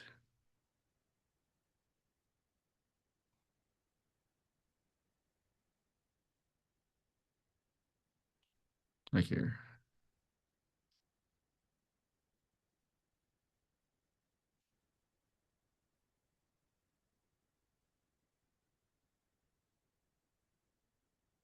So I'll show you in here. So here with the date, we got the element right, and then we set its inner text right here.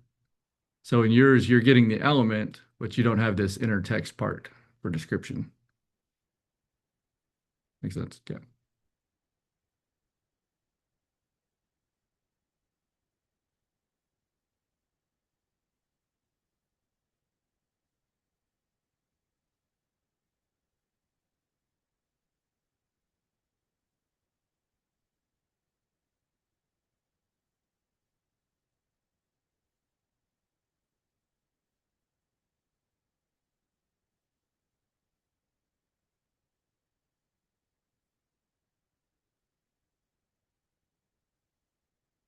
When is yours showing up? Yeah, I'm good. Cool. So yeah, we'll go ahead and do the same for category and the same for amount. Same pattern.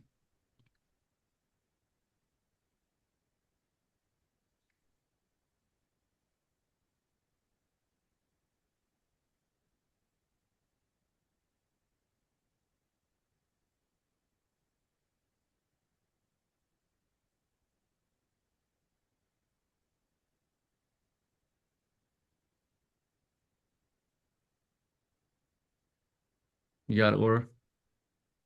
Cool.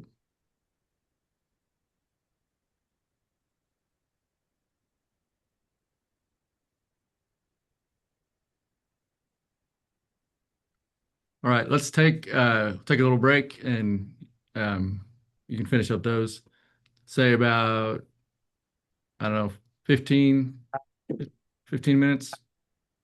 Okay, so we'll be back at 12:10. Take you a breather, and then yeah, we'll finish up these two, and then I'll probably just copy and paste the rest of them so we can keep on trucking to the rest of it. But yeah, we'll do for practice category and amount. So see you in a little bit.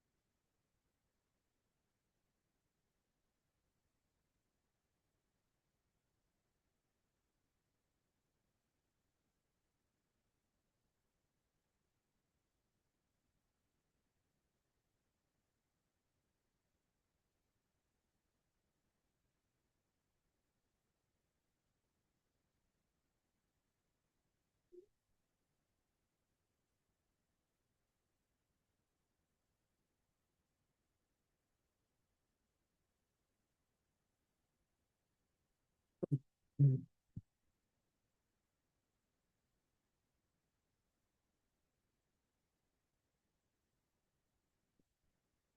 Siri, set timer for 10 minutes.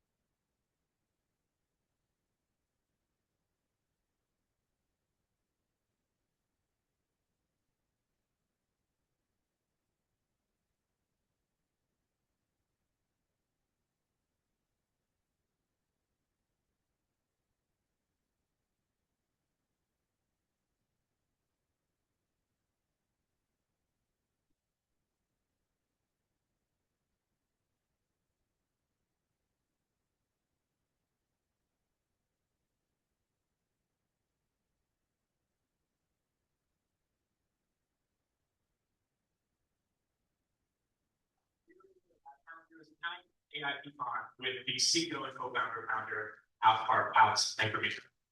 Great to be with you.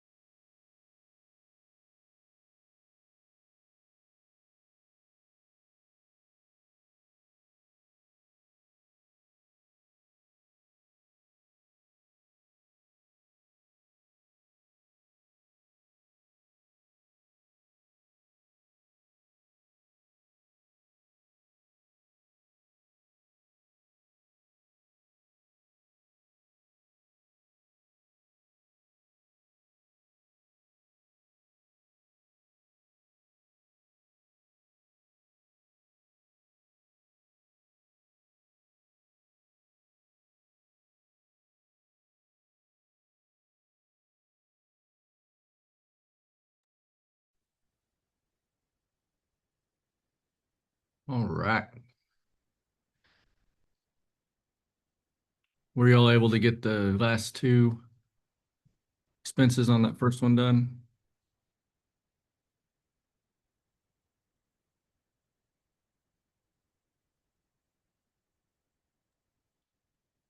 I'm just finishing them up myself. Okay, no worries. Um, I put the full HTML and JavaScript in the Slack, so once you get done practicing that, you can just copy and paste those over and have everything.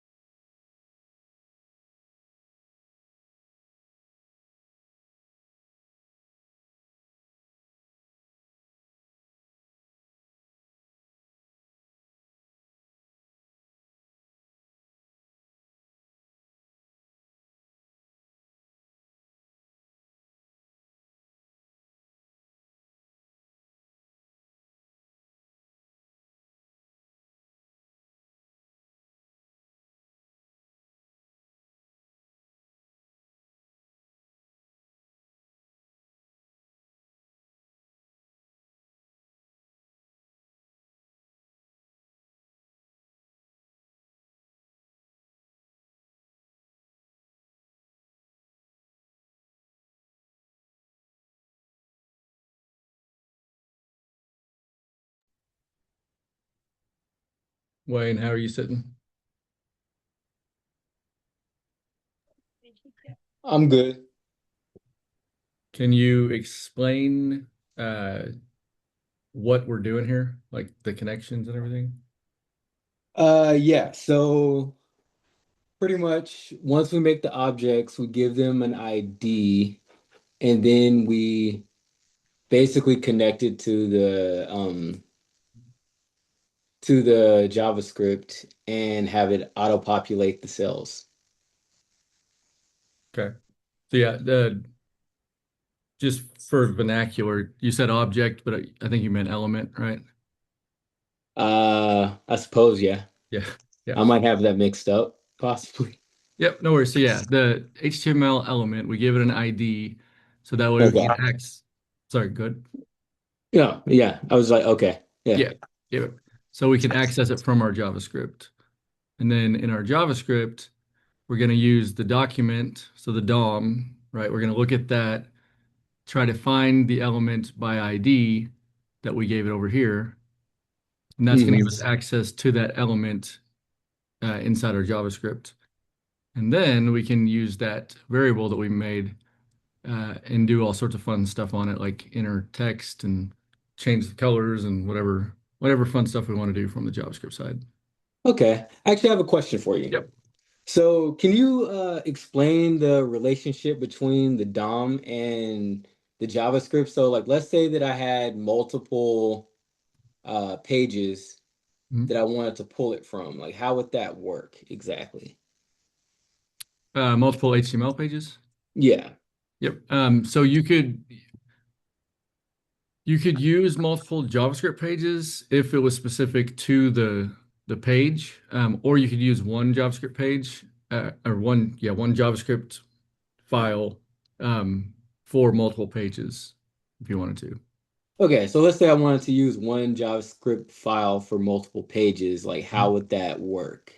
Yeah. So if we made another HTML page, so we'll say index2.html.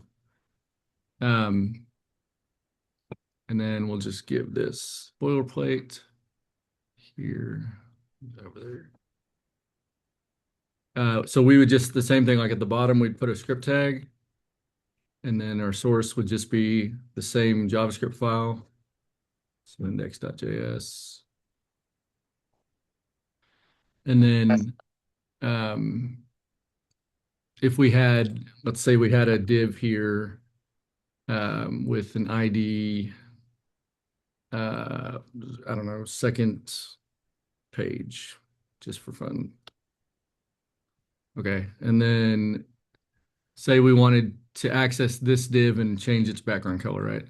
So we could go over here in our JavaScript file and just say down here, we could do, let's make a variable called just second page element.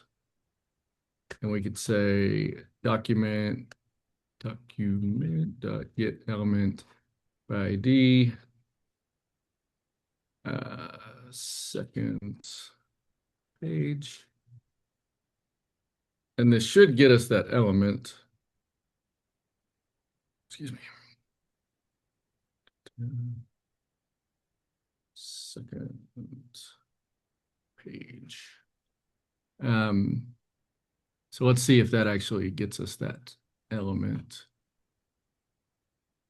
Let's see, we don't have a link to that, so we should be able to do index that to. Okay, enter text. Let me refresh that.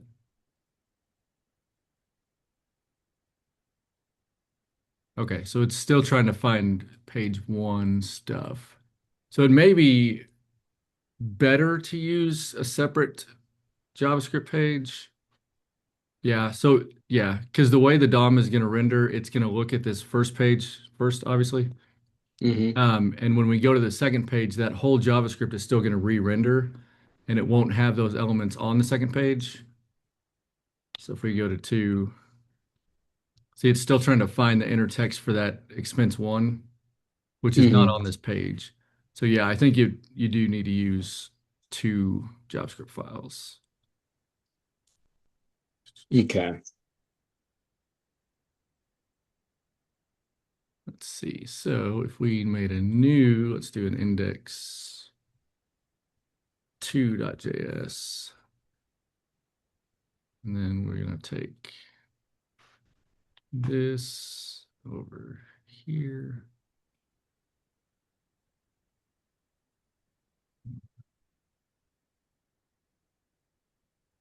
And then we're going to do on our index HTML2, we'll change this to index2.js. Okay, and then, yeah, so then we're getting that element here and it's not giving us that error like it did on the other one. So, yeah, so 2 is better than 1 for sure. On that one. Okay. Make sense? Yeah. Cool. When we get down the line, into React and things like that, it'll be it's different because everything is technically in the it's called JSX. We won't get it too deep into that, but it's all kind of blended together in one page. So not a lot of people are, not using frameworks and libraries and stuff nowadays. Hmm. But good question. Thank you. Okay, I'm gonna get rid of those.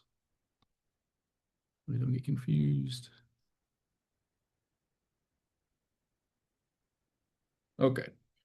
Yeah, so as long as y'all have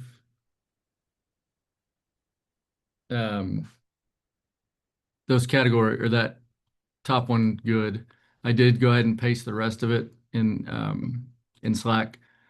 So you can just grab these whole files and just replace yours with them. So we have the whole thing populating.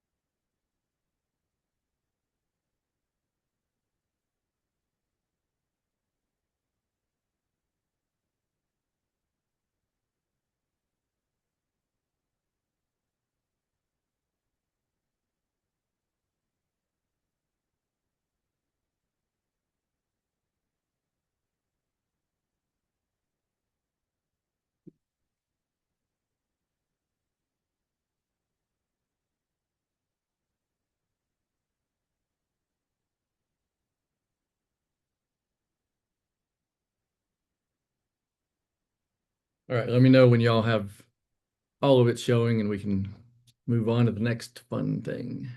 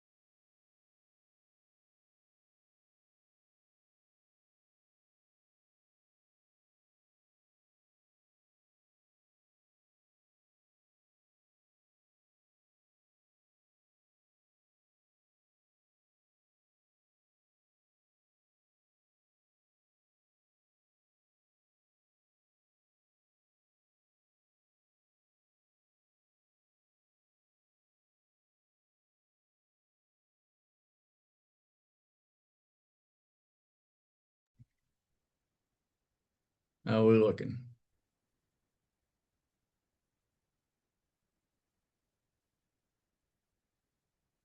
I got it all displaying, ready to move on. Yep. Sweet. All right. So let's do a little cleanup. Let's format. We're gonna format our dates and our amounts so they look better. Because like when you're looking at a receipt or expense tracker or something, seeing like 4.5 doesn't really, you'd rather see like 4.50, right? To make it make sense. With a dollar sign and all sorts of stuff. So right now, when we have our expense, I'll just be on expense one here. When we display the date, we just have date, right? It would probably make, at least for this side of the world, it might make a little more sense to be like 1/15/24 or something like that. So let's see. What we can do is we can use the new date thing, like you were talking about, Wayne, with another string method. Before that, we would have to go through, right, and do that like on every single one of these date things, right? And there's a what's called a what's the word? Philosophy is not the right word, but I'm going to say it. Called DRY, DRY, and it's don't repeat yourself. And so the whole point of like computers and programming and everything else is to make us more efficient and to make things better. So the idea is not to repeat ourselves. So that's where functions come in, right? Functions and methods. These are our code that we write that we can then reuse in multiple locations. Okay. That's like the whole thing of it. Um, so instead of writing the same thing over and over on each one of these different dates, we're going to write a function, and then we're just going to use that function on these dates. Okay. So just like how we use get element by ID here on document, we're going to have a function that we're going to use on these dates. So I'm going to go down to the bottom here, and we're going to make a function. Okay, I'm going to put a comment, and I'm going to say make a date formatting function. So this is just a comment, so I know what I'm going to be writing. I'm going to introduce another little thing called hoisting. In JavaScript, every function that is written, it doesn't have to be in line. Okay, so far everything's been top to bottom, right? In JavaScript, as far as functions go, they hoist to the top. Okay, which basically means I can write a function at the very bottom here, and I can use it anywhere up here I want. It doesn't need to be before the code that I'm using it on, because when JavaScript first renders, use that word, it takes all the functions in that file and brings them to the very top of the file so they can be used throughout the file. That's called hoisting. It hoists them up. I always think about like a piano outside of like an apartment complex, just kind of dangling down. It's on a hoist. But anyway, so that's just kind of a different thing than we've seen so far. Because like I said, so far everything's been kind of top to bottom. So I'm going to put at the bottom this function. And again, it's going to be hoisted up. So to make a function, there's a couple different ways. The first way is using the function keyword. Okay. So we're going to say function. And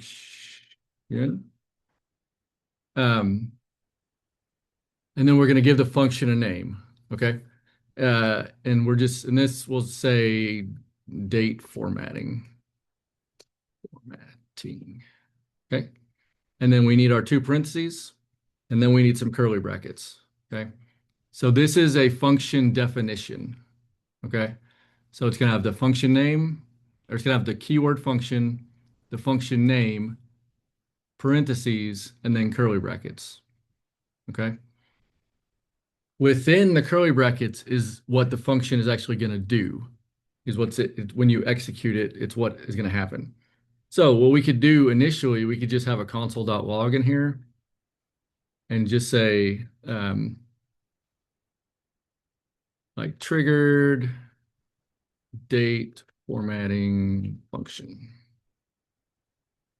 Okay.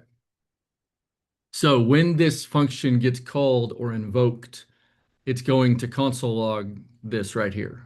Okay. Right now, this is just a function definition. This does not do anything. You will not do anything until you actually call the function.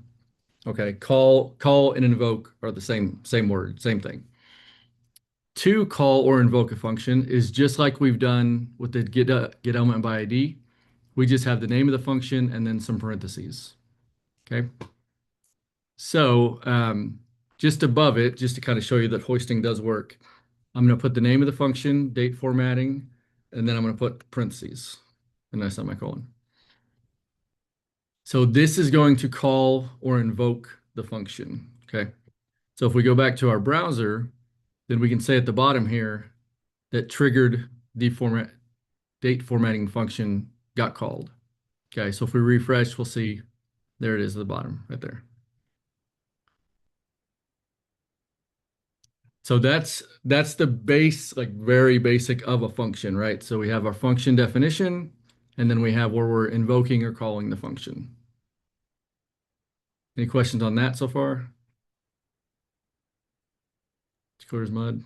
I have a question. Yeah. On the inside the console log, is that a backtick or like a what That's is that? That's a single quote. A single quote. Okay. Yep. Does it make any difference if we use single versus double quotes for Nope. that?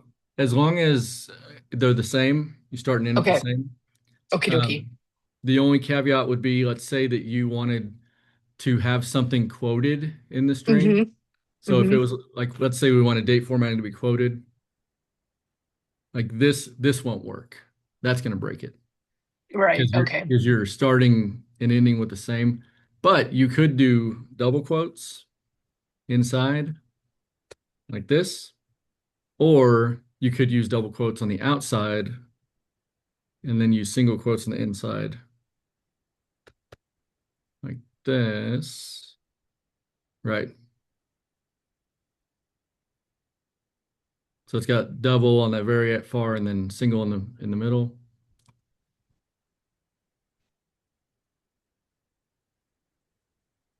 You see the difference?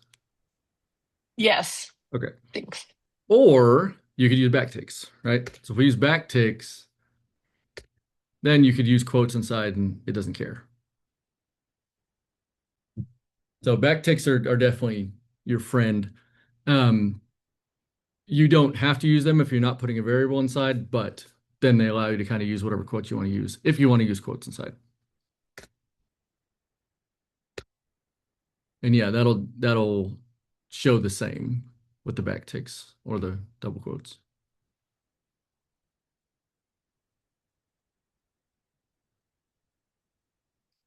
Cool.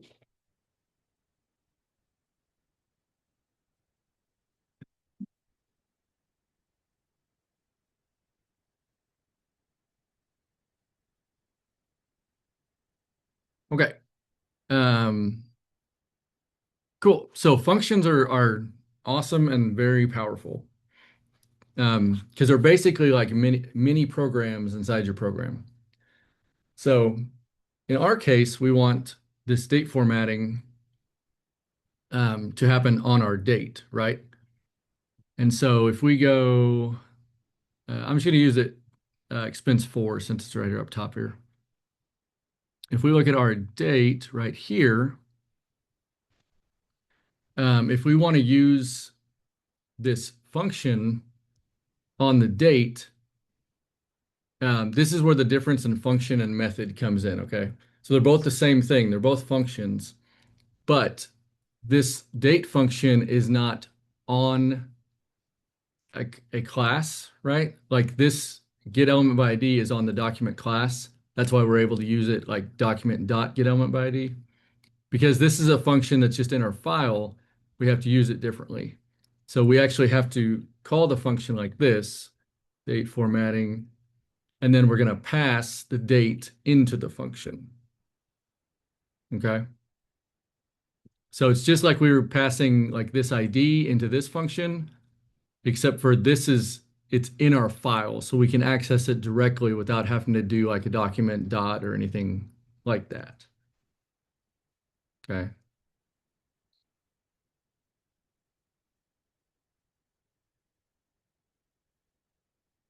Okay, now I'm going to use two more terms for you. Parameters and arguments. Okay. So when you have a function, you can pass data to it, okay? Which is like here, we're going to pass that date string to the function, okay? So what we're passing here is called an argument, okay? And what we are, when we get it into the function, it's an argument. What we have here is going to be a parameter, okay? And this is going to seem confusing at first. In your function definition, you can put in here parameters in these parentheses. And this is basically like a temporary variable that's going to hold what you pass into it. Okay. So if we look at this, where we're calling the function, we are passing in actual data, right? Like this is that date string, okay, from our expense. So this is called an argument that actual data we're passing in. This parameter is like a temporary variable to hold that data we're passing in. Okay. So if we were to console log, I'm going to just put it on the end here, date. So this is going to console log this date parameter, the values that are passed into it. Okay.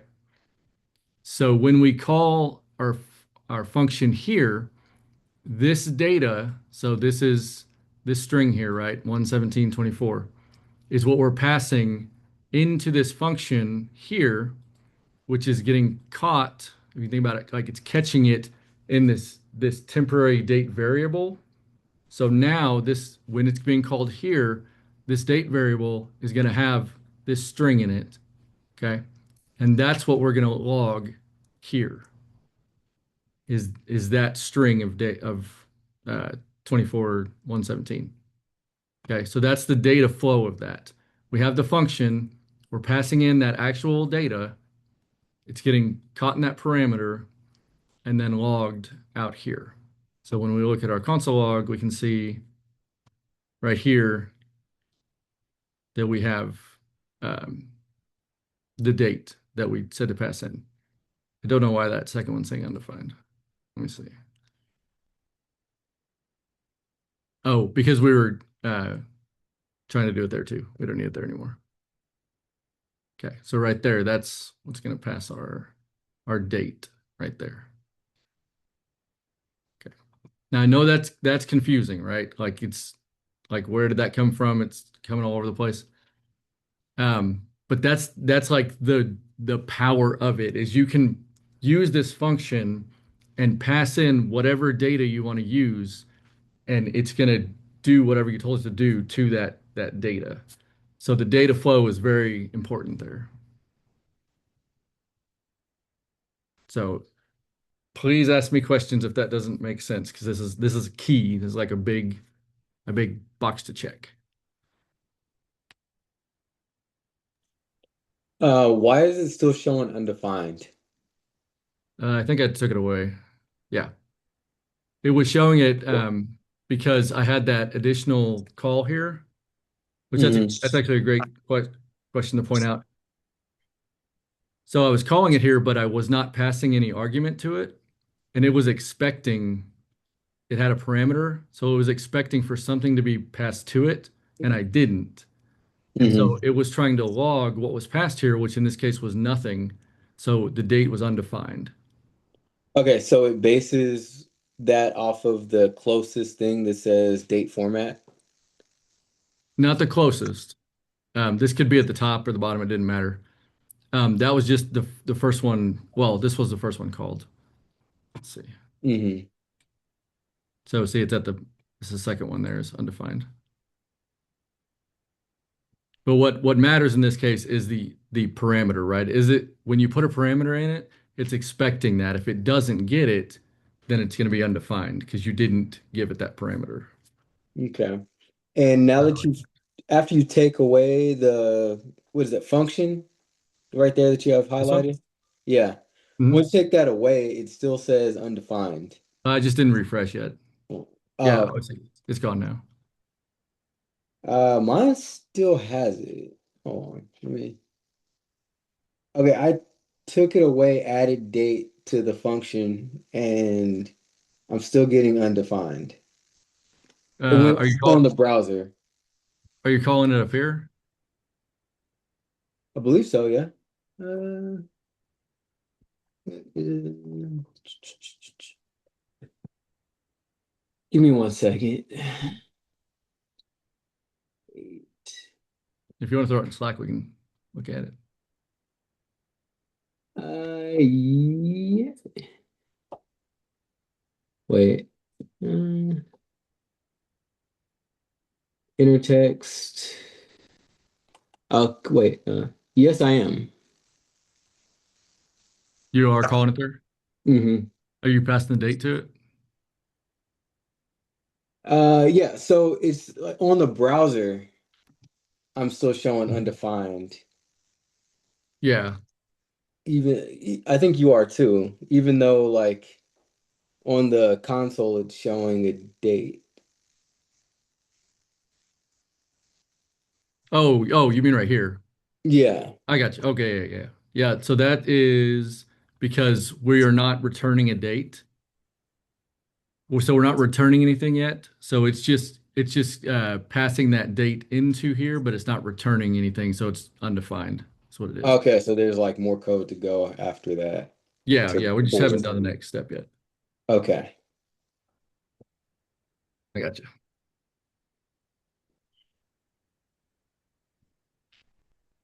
Okay. Um, does the data flow make sense though? I think so. Okay. Or are you good? Kind of, sort of. Okay. That's good. That's a good place to be. Yeah. Okay.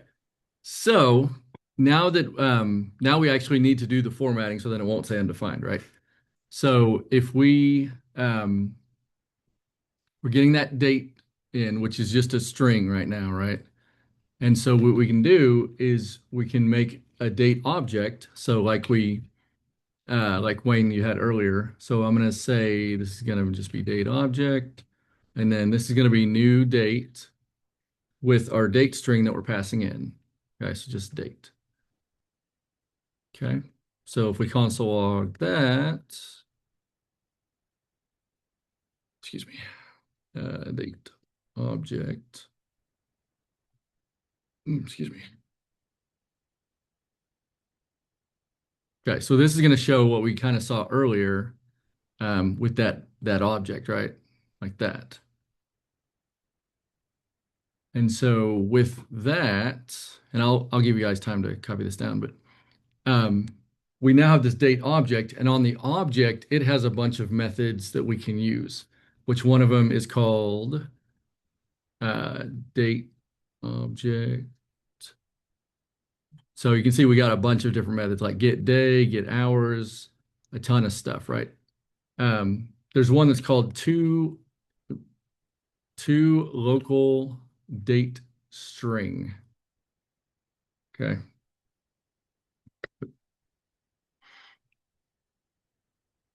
And so I'm just going to console log that so you can see it. Console.log this guy. Okay. So that's going to give us a date string like this 1/16/24. So this is what we want to actually display here. And we'll go over this again. Let me just finish it up and we'll go over it again. So what we want to do now is, so we have in our function, it is converting the date, formatting the date to what we want it to look like. But now we need to return that back to our inner text up here so that way it can actually display it, right? So we're going to do return, and then we're actually just going to take this bit here and return it like that. We could store this in a new variable and then return that variable, or we could just return it directly in the manipulation there. And that then we have our formatted date. Okay. That's the magic. Can you go back to your code? Yep. Okay, console.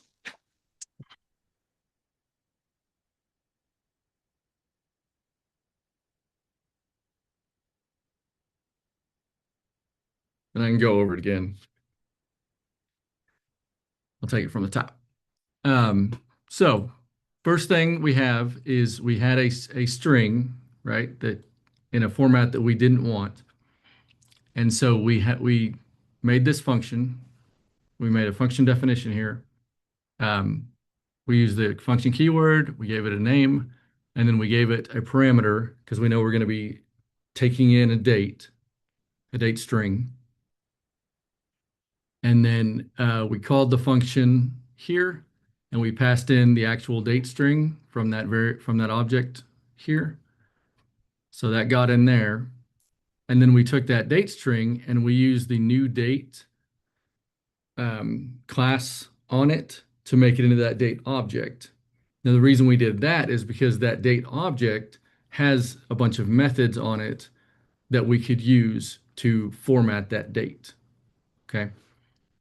So at this point, once we use the new date on the date parameter there that we passed in, then we have this date object, and then we could use that date object to then change the format of the date with that locale date string method.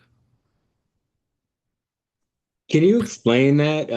To local string date string? Like what exactly does that mean? Exactly.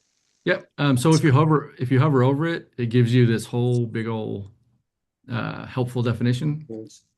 And it says converts a date to a string by using the current or specified locale. Let's see what else. Locale string. Correct.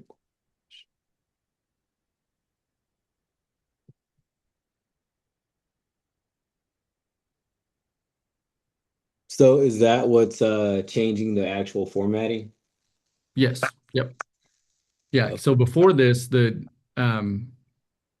we just made an object out of that date string, date object, which we could just display that date object, but it would be really clunky and weird looking.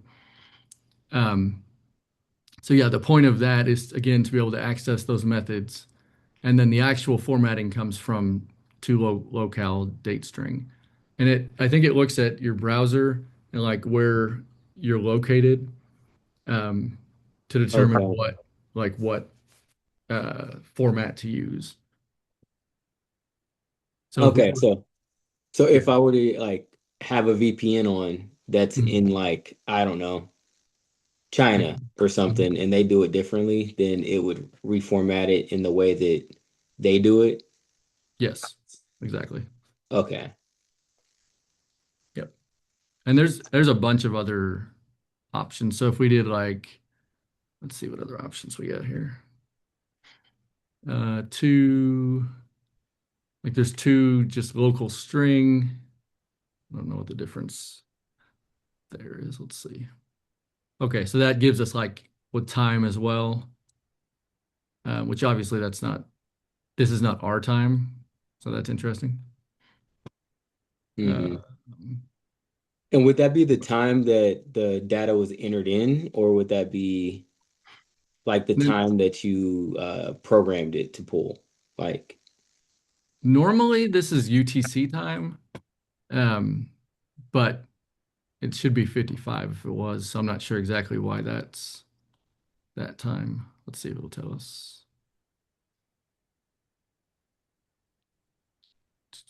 So let's say that I entered in the data on the HTML page like at 10 o'clock in the morning. Mhm. But then I made this change at like 2 o'clock in the afternoon. Would it show 2 o'clock or 10 o'clock? I guess is what Uh, so it shouldn't have anything to do with that because your file is not storing any data anywhere. Mm, So it should be based on whatever the current time is. okay. But yeah, I don't know Got why it. that did 6 o'clock. It's interesting. You can ask I think our, I got a good enough grasp on that now. yeah. Um, like I was saying before, dates and times can get real finicky. So yeah, sometimes the answer is I have no idea. Okay. But Thank you. yeah, I do want to ask Claude just to see what he says though.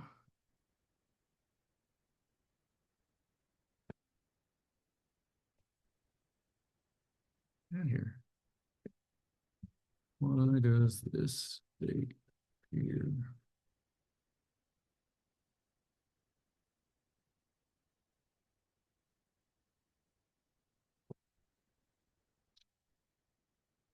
With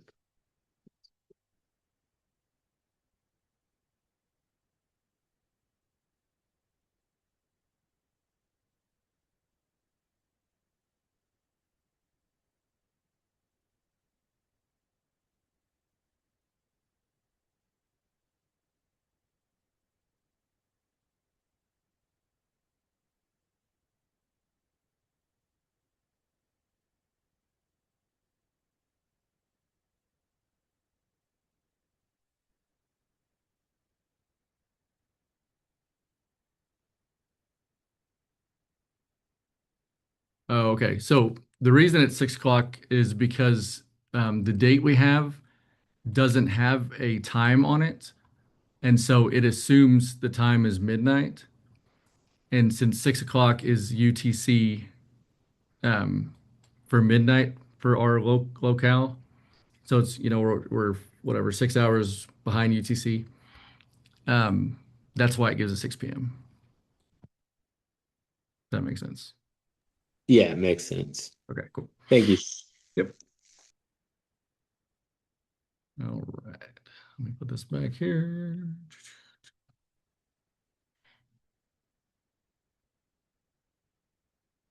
Okay. Laura, you good? Got it. For some reason mine's not changing on my table. And I don't know why. Okay. You want to throw your code in Slack? Yeah.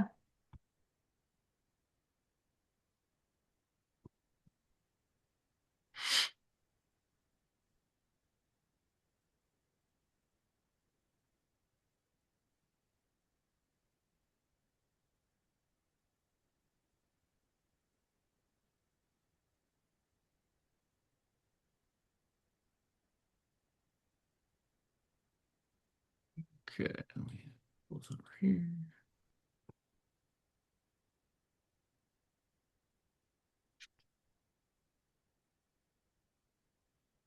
Okay, so you're not calling the function on your date up here. Okay. Yep.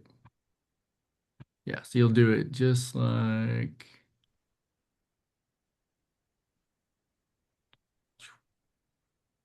this.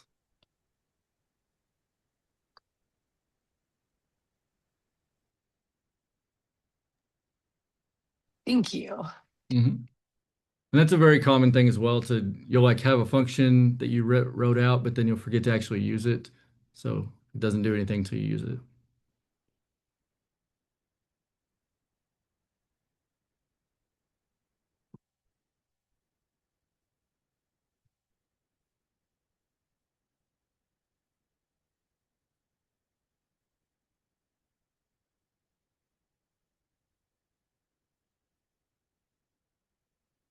And all of this, the objects and the functions and arrays, like all of that, you will have homework on as you go. So I'm just kind of introducing some ideas as we go.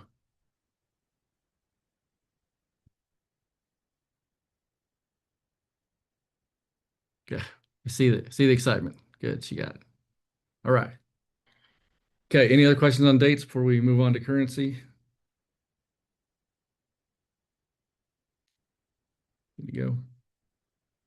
Okay, cool. All right. So we will you can put this on the rest of your dates later to make them all look good. But we'll jump down to amount. So currently our amounts, they don't have dollar signs and they don't have the proper decimals that we would expect for most of them. So we're going to make a function. So we'll just put it below this guy. I'm going to just I like to put comments in front of my functions so I kind of know what I'm trying to do or what it does. So let's see, we want to format currency to have $ and 2 decimal places. Okay, so first thing, we got to have our function keyword, function, and then we'll call it currency formatting, and then we'll have our parentheses and then our curly brackets. So again, this is a function definition. I don't know what the word is. But this is how you make a function, right? Every function will have this. As we go, there are different ways to make a function, but in the end, they all have the same thing. They all take in, have parameters if you have any, and do stuff in between the curly brackets. So this part may look a little different as we go, but it's doing the same thing. Cool. So if we look at our date formatting, we knew we had to take in a date. So for our currency formatting, we're probably gonna have to take in the amount, right? So probably taking in a number. So I'm just gonna put I just put number, I guess. That's fine. Okay, cool. So first thing I always like to do when I have a function is I like console log what's coming in so I can know what I'm working with. So I'm gonna put number and I'm just gonna put number, actually number in currency formatting. Okay. Okay. So we've defined our function, but we haven't used it yet, right? So we need to use it. So just how we used our date formatting, we're gonna do the same thing, but on our amount. So I'm gonna say currency formatting and then pass in that amount. Okay. So now I should see when I refresh my page, I should see this console log and it should have the number that I'm passing in, which in this case is 120, right? 0.00. So let's see. Okay, so we're getting in 120, but it doesn't have the decimals. And that's the goal, right? And it's undefined here, obviously. So we'll go back to our code. So we're getting the 120. So we know that at least our data is getting in there. It's cutting off the decimal. So we want to format it. So we can so if you remember the toFixed method that was on our number, that's something we can do to get those decimals. So let's just do, let's say const, let's just say formatted number equals number dot toFixed. And then toFixed, we tell it how many decimal spaces we want. So we want 2. And if we hover over it, it should give us an idea also. Maybe not. Okay. Okay, and then we can console log that. So console.log formatted number. What is the 2 for? That's how many decimal places we want. Okay.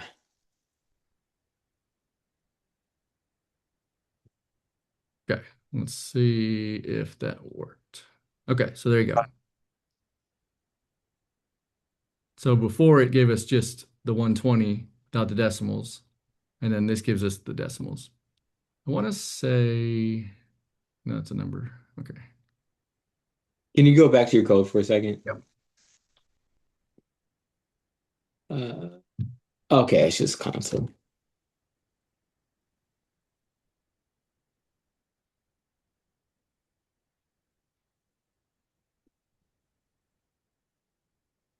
And we'll walk through this a couple times too once we get it functioning. Okay, since we see that we now have the formatted number with the 2 decimal spaces, we want to display that, but we also need a $sign, right? So what we could do is we have 2 options. We could have a new variable that we add the $sign to, or we could just return a string because displaying the text is going to be a string instead of a number. And we could do a backtick and then do our $sign, and then we can do, this is going to be a little funky looking, but $sign formatted number, right? And actually we probably want to write next to it. So in this case, I actually do want 2 $signs because the first one is what I'm going to display the $sign, and then the second one starts this, it's called string interpolation, so that we can show that variable, the formatted number. So that should, yep. So that gives us our formatted number there. And why'd you do a backtick? Yep. So that was so that I could have the variable showing in the string. Because otherwise, you'd have to do it like this.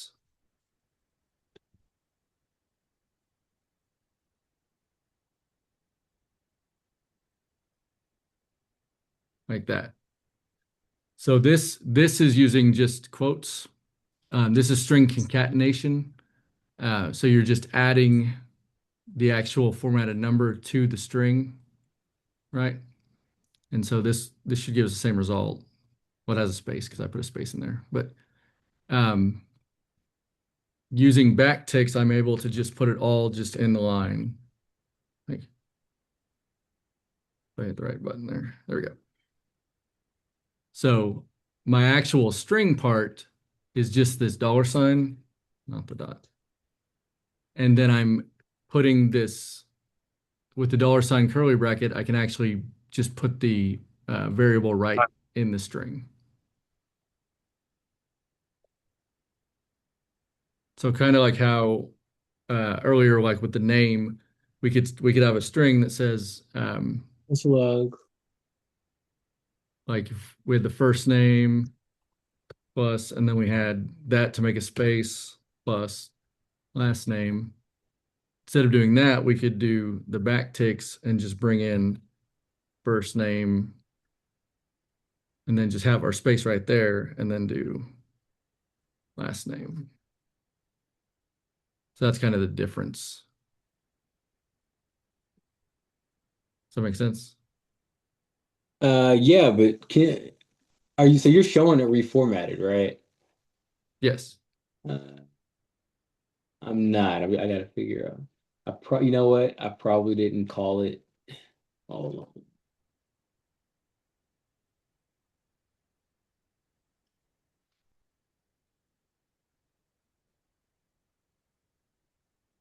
along.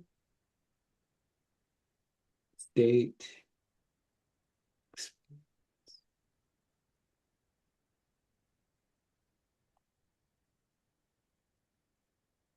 So,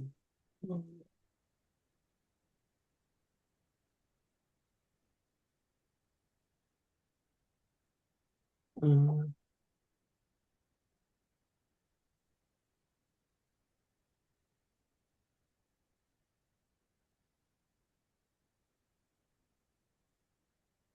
I think I gotta do what?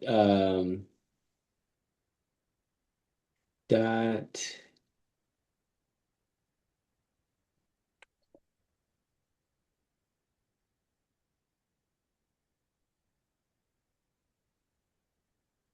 I think I'm blanking on how do I call it? Uh, Up like top like on this. its sense. Yeah.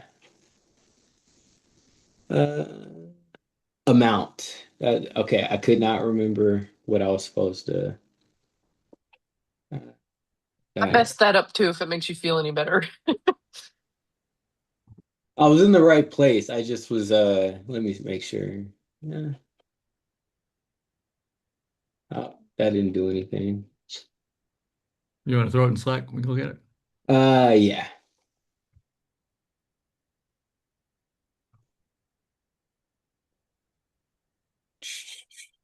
Um, I just need to do the JavaScript, right? Yeah, yeah, that's fine. Yeah.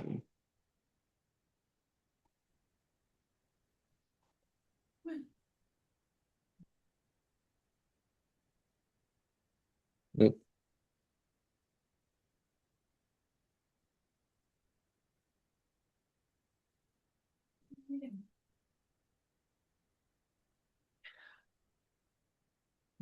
Yeah, let's see.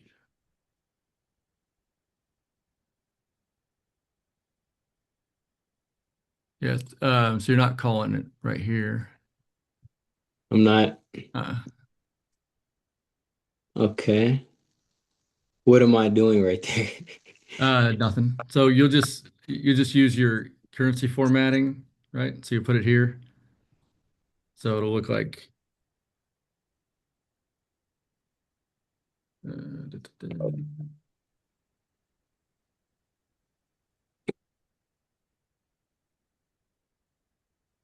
It'll look like that.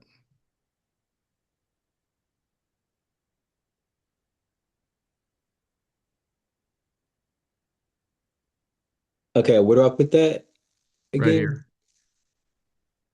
Before your inner text or after your inner text. Okay. And I can show you on mine. So just like this. Smells inner text. Okay. Equals.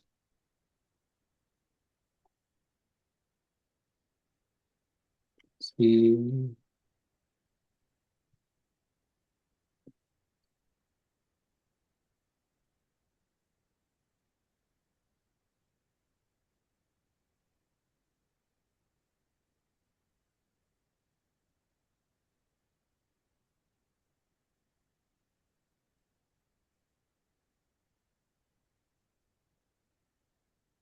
Oh, everything went blank. You have an error in your console. Hold on.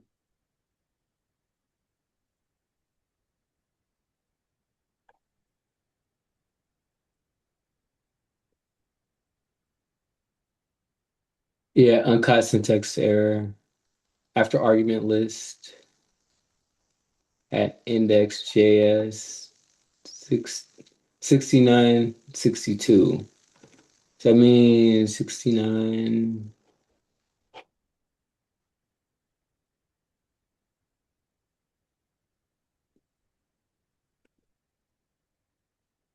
or 6967.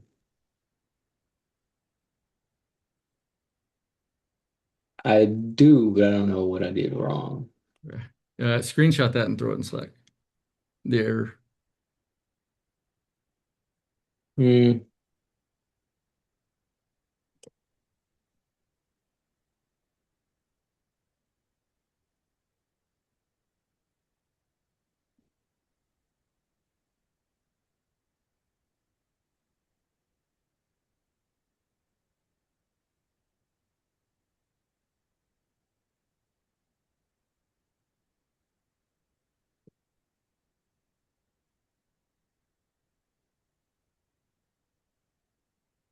Oh, missing parenthesis after a line. Okay.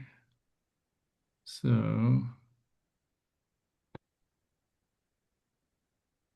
get that there.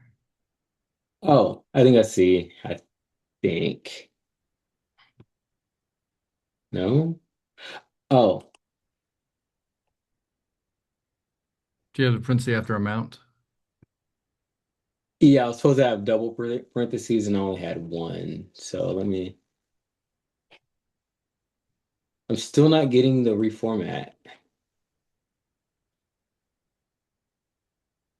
Um, Here, go ahead and share your screen. We'll take a look at your code. So my computer setup is kind of messed up right now. I just Oh, moved. okay. So Yeah. I'm doing an iPad because I only have one screen right now. Okay. I haven't had time to fix it. Huh. Uh, we'll throw your latest changes into Slack then. Let's look at it. Okay. Are you still getting that same error? That missing parenthesis? Uh, hold on.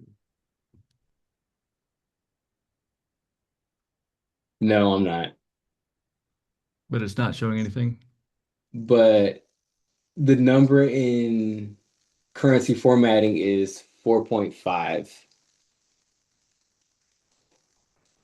So we're just on the number Oh, 4. actually, formatted number is 4.50. Expense one expense is $4.50. So maybe I'm calling the wrong thing.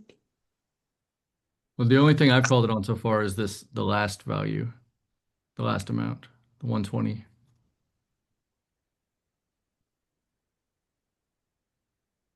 Did you go through and try to do it on all of them? No, I think maybe I mixed them up.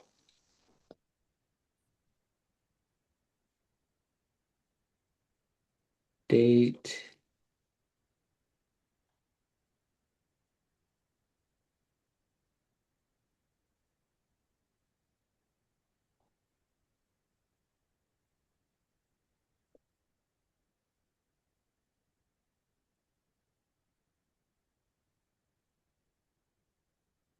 Hold on.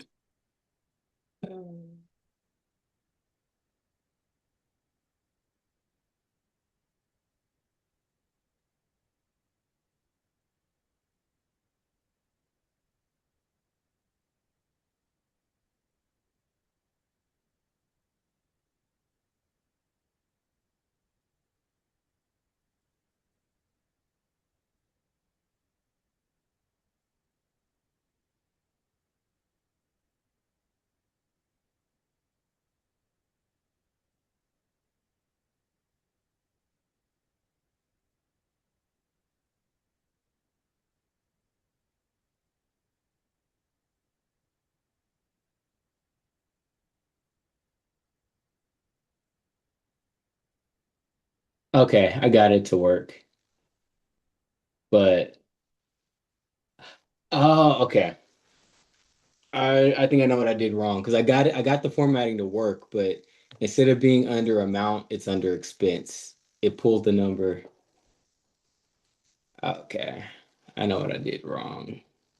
But I did get it to work. I just gotta um, I was on the under the wrong section. Okay.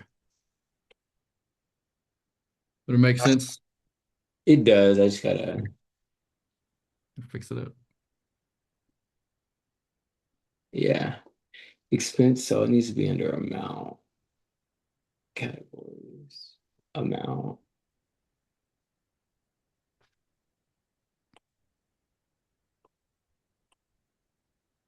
And I did change expense to description earlier, Hmm. just to because it was kind of a little confusing.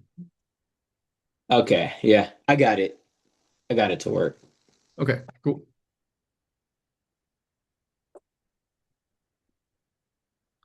Cool. And yeah, I only did it on the last one just for now, just the formatting, Hmm. so you can mess those other ones later. Yeah. Cool. All right. Any other questions about that for now? Those I two? have Yeah. I have one question. It's just occurred to me. Okay, so you know the function for the currency formatting. Hmm. Um, oh, oh, never mind. I think I just answered my own question because I was realizing that the word amount was nowhere in that function. And Mhm. I thought, well, how does it know to go get it from the amount? And then I realized that you have to call it from the amount uh thing, for lack of a better word, whatever that constant Yeah. or whatever it is, the Yeah, the variable. object. Yeah, object. And so then I realized that's how it knows because it's calling it from there, which is that same mistake I made earlier. So okay, Yep. I'm good. Perfect. Thank you. Yep. Yeah, sometimes just like starting to speak and then you're like, oh, there it is. Yeah, it helps. That's the whole, I don't know if you've heard of the rubber ducky thing, but that's what that whole thing is. Like just having something to talk. Like I have this little guy right here. You just something to talk to and say, hey, why is this doing this? Or explain the problem or something. And then it helps your brain to like get the answer out. So super helpful. Cool. Okay, so the last one we'll do then, if there's nothing else, is we will try to get our total. So this will be a good one.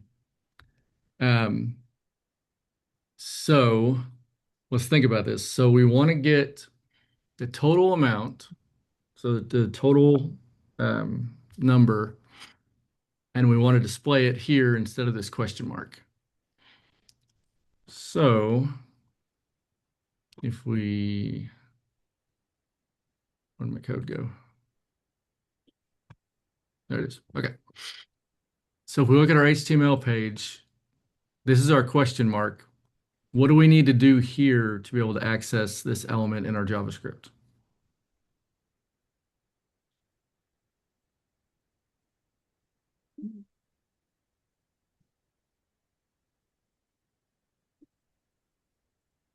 We need to give it an ID. Yes, perfect. So we'll give it an ID. I'm just going to call it total. Okay. So now what do we need to do over here to access it?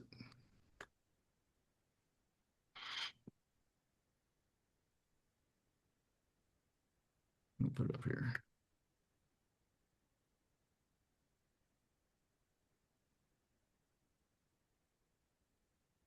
So to access that element over there that we just gave an ID to, what do we got to do in our JavaScript?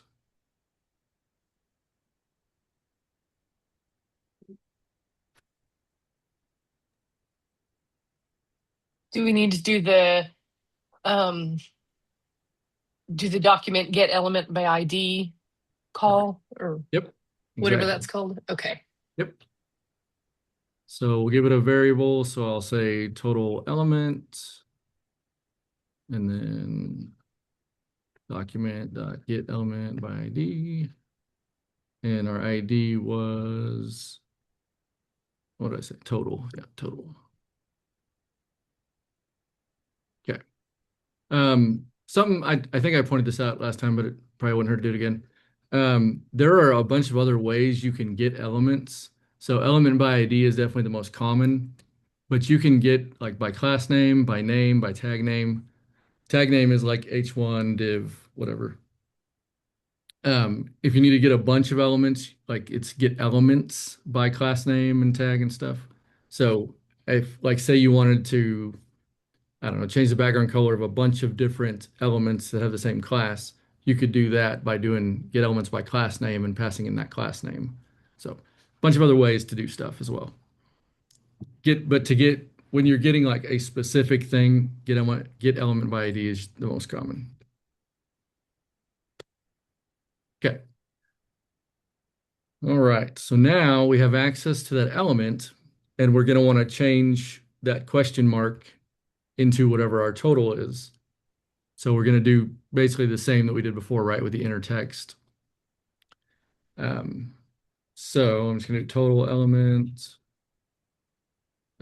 dot inner text equals, and this is where we're going to put the total, which we don't have yet, but that's what we'll go here. So I'm going to just put a string. I am the total. Okay, so now if we refresh, we see we have that string I am the total, right? So we know now that we have access to that element and we're able to actually put something there. But obviously this is not the total. So what are we going to do to actually get the total?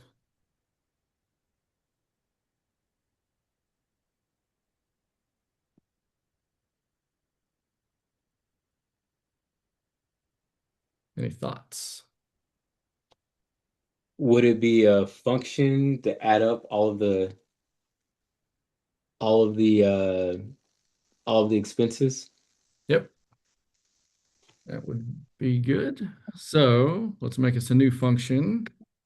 In this, we're going to say add up all amounts.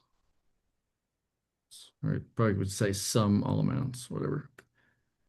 Okay, so to make a function, we're going to say function. We'll just call it sum amounts, I guess.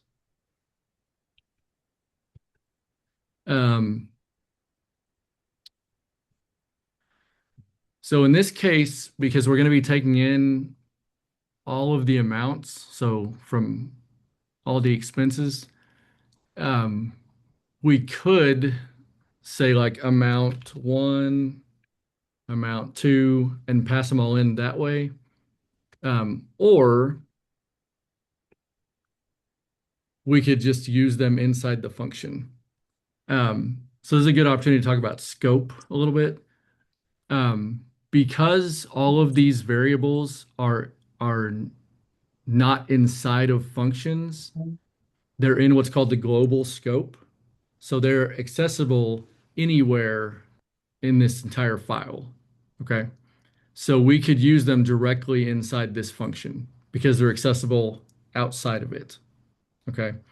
If within this function, so let's say within this formatting function, we made a variable, which we did, so like formatted number, this is not available outside of this function.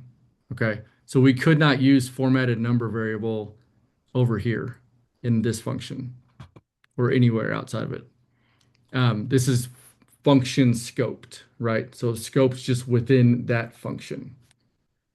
So there's global scope. So like these guys, this expense for, description, category, blah, blah. These are all outside in the global scope of the file. So they can be used anywhere. Okay.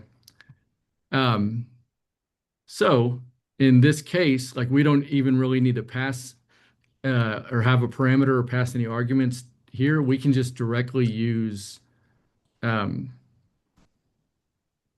amounts of these of the objects in the function. Okay, does that make sense? Yes. Okay, cool. So what we can do then within this function to make sure we can actually access those amounts is we can just console log them for now. So we could say console log, and we can do expense one dot amount, and then we can just do that 4 times and just change this to expense two dot amount, expense three dot amount, expense four dot amount. And then we can give these little tags if we want. I'm going to say EX1 just to make it short and sweet. Just kind of copy that down. And change that to 2, 3. Okay. So we're not calling that anywhere currently, so I don't think it's not going to console log because we're not actually calling it. So you can see it's not there. I'm going to call it on the global scope. So I'm literally just going to call it beneath here. So if you call a function on the global scope, then it's just going to get triggered as soon as the page renders because there's nothing, it's being called as soon as the page renders, right? So that's when it happens. There's a way better way to do this, but this is the down and dirty okay way. So then we'll see that we do have these amounts within that function, right? So,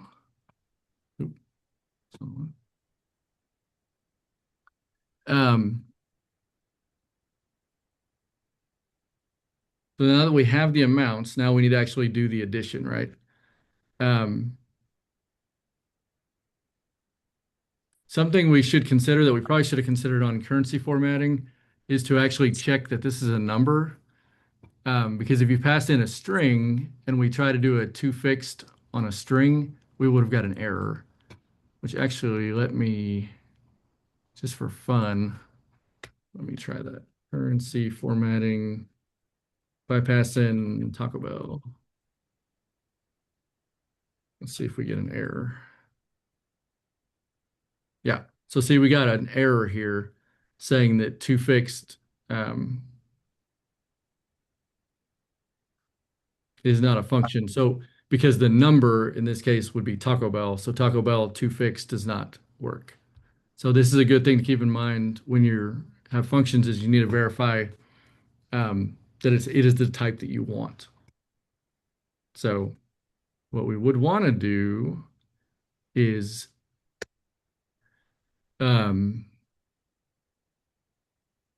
we would use a conditional. So we'll get into conditionals later, but basically an if-else statement.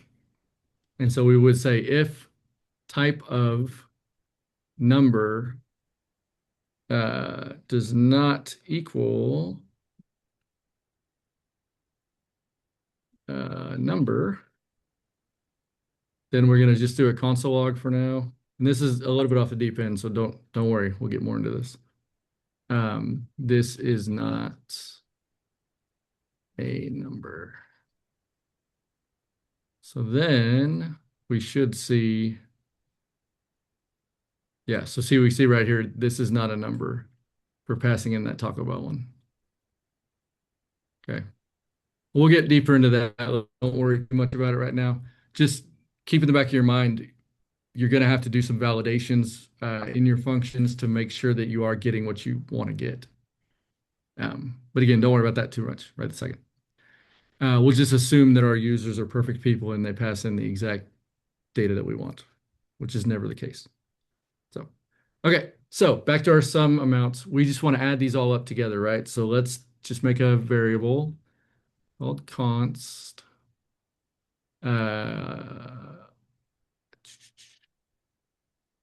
Total. Okay, and then we can just add our expenses together. So expense one dot amount plus expense two dot amount plus expense three dot amount expense four amount. Okay, and then we'll log our total.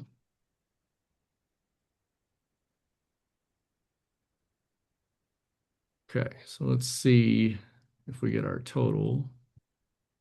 Oh, I still am calling that the bad one. Let me just get rid of that guy. Oops. Okay. Cool. So here's our total 185.49, which quick math looks pretty close. Okay. So now we want to display our total, but we also probably want to format our total, right? Because it could have came in as, like, let's say, let me change. We're at what did I say we're at? 49. So let me add a penny to make it 50. So I'm just change this to here. So then, see, now we're at 185.5. So we don't have the two decimal places that we expected. So we can use our format function to correct that currency formatting. So we can say const format. Is that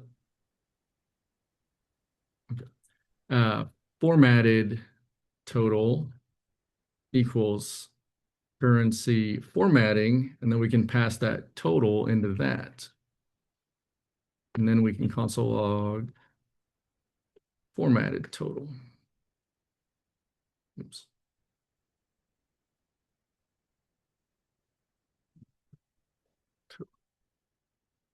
Okay, so if we see that, So then you see we have our properly formatted total there. And now we just need to display it there, and then we'll be good.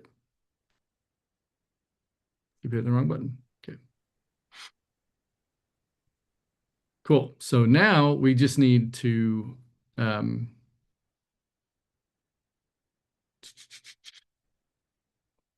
where's our okay, so we have our total here.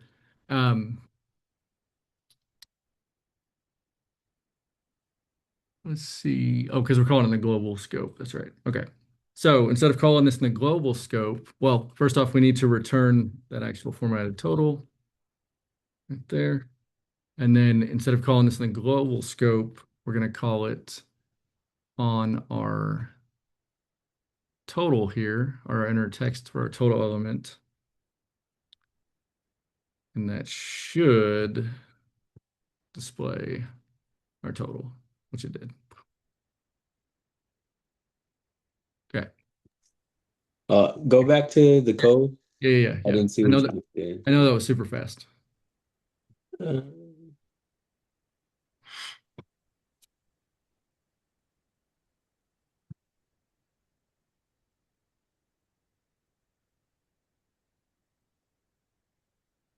actually, what do I even have?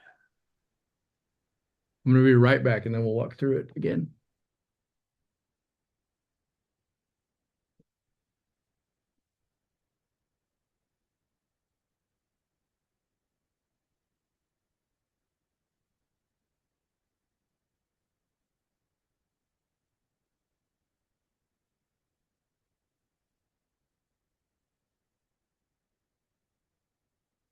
Make total function.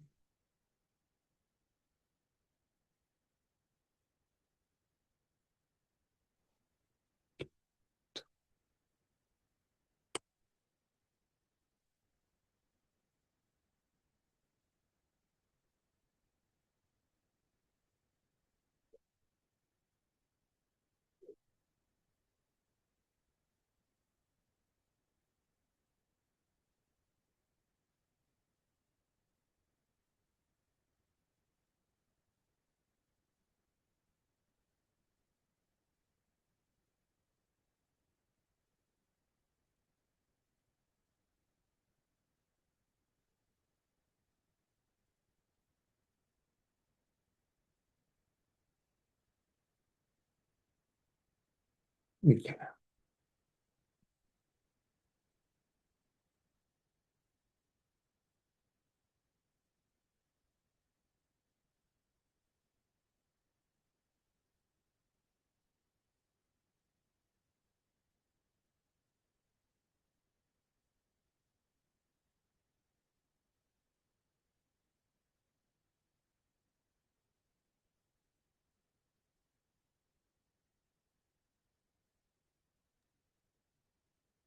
All right. Okay. Take it from the top. You ready? Yep. Okay. So the goal is to get our total to display right and properly formatted. So because these objects are in the global scope, so they're not within a function, they're just in the JavaScript file, like top layer, right? Not top as in up, but like top as in not in a function. Because they're not in a function, we can access them anywhere we want. We don't have to actually pass them into a function. We can access them in the function without passing them in because they're in the global scope. Does that make sense? Yes. So because that is the case in our function down here, we can just access them directly. And so for the total, okay, we can just get those amounts from each one of those objects and add them all together. So we're just looking in expense one dot amount, okay, 450, expense two dot amount, okay, plus 45, so on and so on. And so that gets us our total, right, which we're seeing in our console here as 185.5. Okay.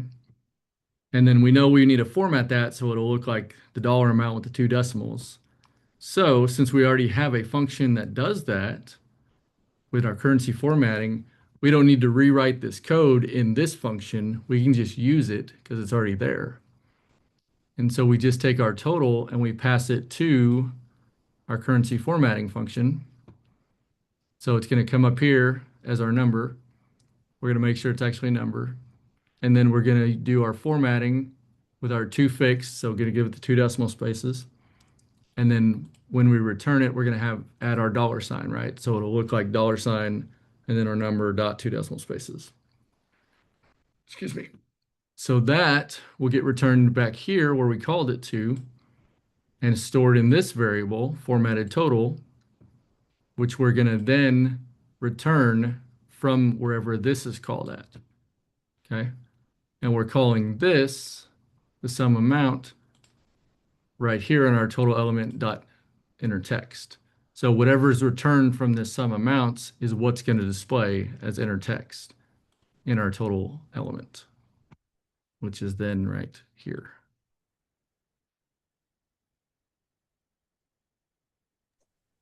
Okay, I do have a question, Uh-huh. just for my understanding. So when you go to the function sum amounts, Mhm. I'm not 100% clear. Why do we have to like rename them EX1, EX2, EX3, and EX4? Like, This here, yeah, like what was the point of adding that part in? Like, this is just so in the console I could see it. okay, It's just a tag. You could name this whatever you want, or you could not name it at all. But if it was okay. like if that wasn't there, if it would just say 4.5, Hmm. and then I'd be like, well, what is 4.5? So I'll just show you so you can see. Okay. So yeah, if you just put the variable in there, then you just get the variable out. Hmm. So if I was logging like 30 things here and I saw 4.5, I'd be like, I don't know what that is. And of course you Okay. can, you could go look at your page and find line 127 and figure it out. But to me, it's just easier to make that little kind of label. Okay. And again, that could be anything you want. I just happen to use these just because it's quick. Hmm. So, Okay, thanks. yep.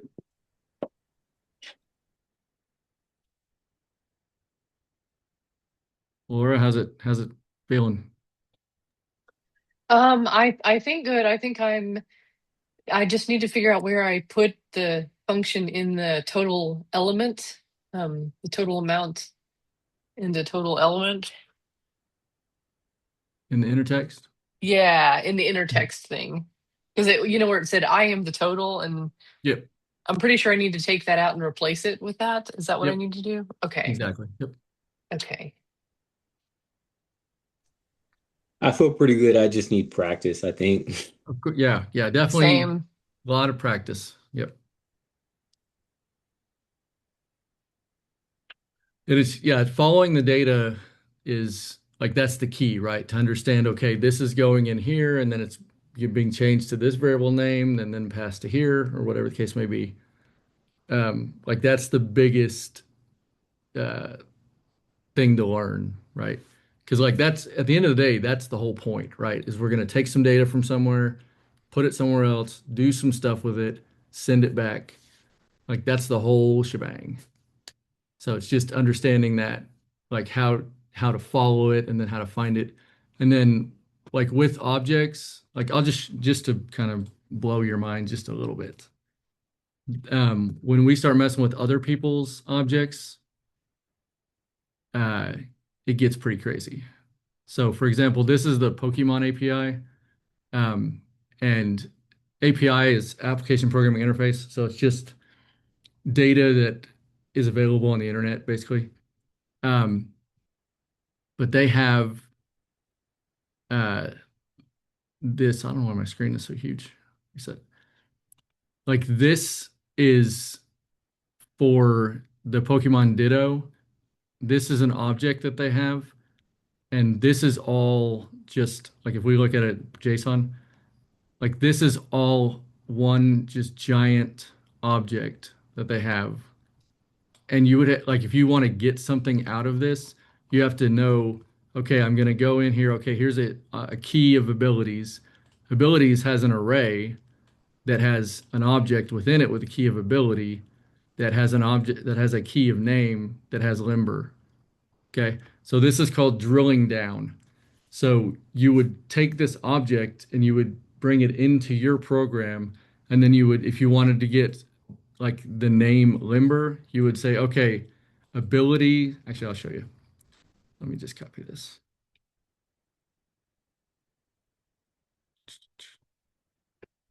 So if I had this object, right, and this is not a complete object, but or array. So in order to access limber, like I would have to say abilities at position 0 uh, dot ability dot name, right?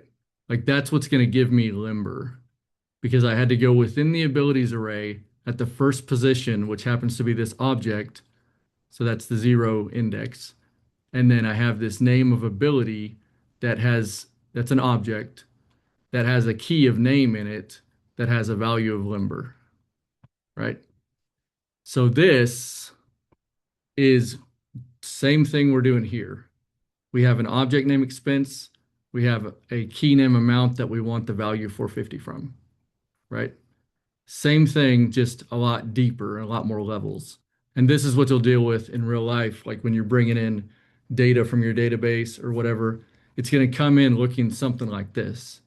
And you're going to have to go into it and say, okay, I need all employees with the last name Smith or whatever.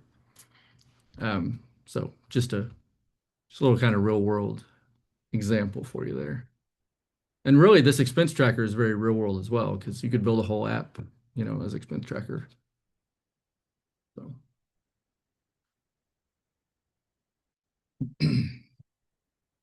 So anyway, data. It's all data. All right, we got like 12 minutes. Questions? Anything I can clarify better? Anything you want to go over again? We can definitely go over again.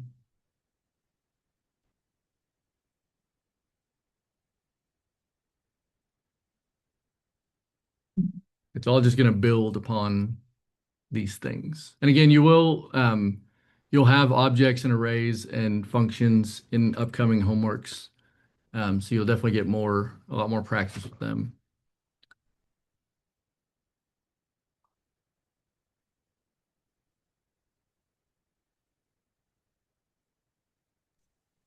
I think I'm good for now. Good for now? Okay.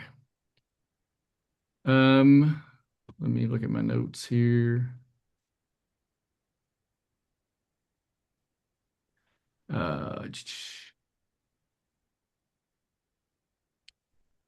Okay, I think we did most of the things that I had planned, which is good.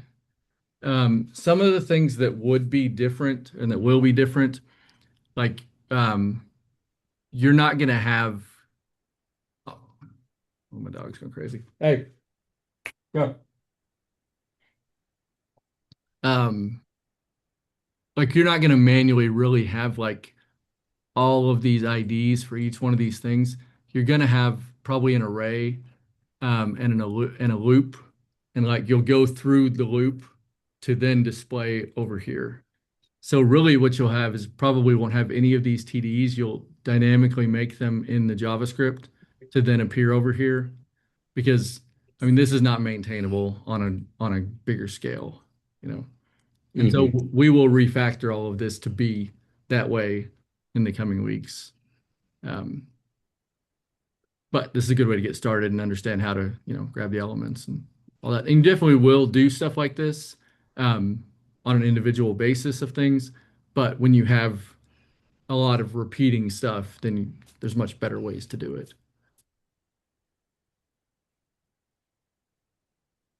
Other than that, Derek, you got any nuggets you want to throw in here?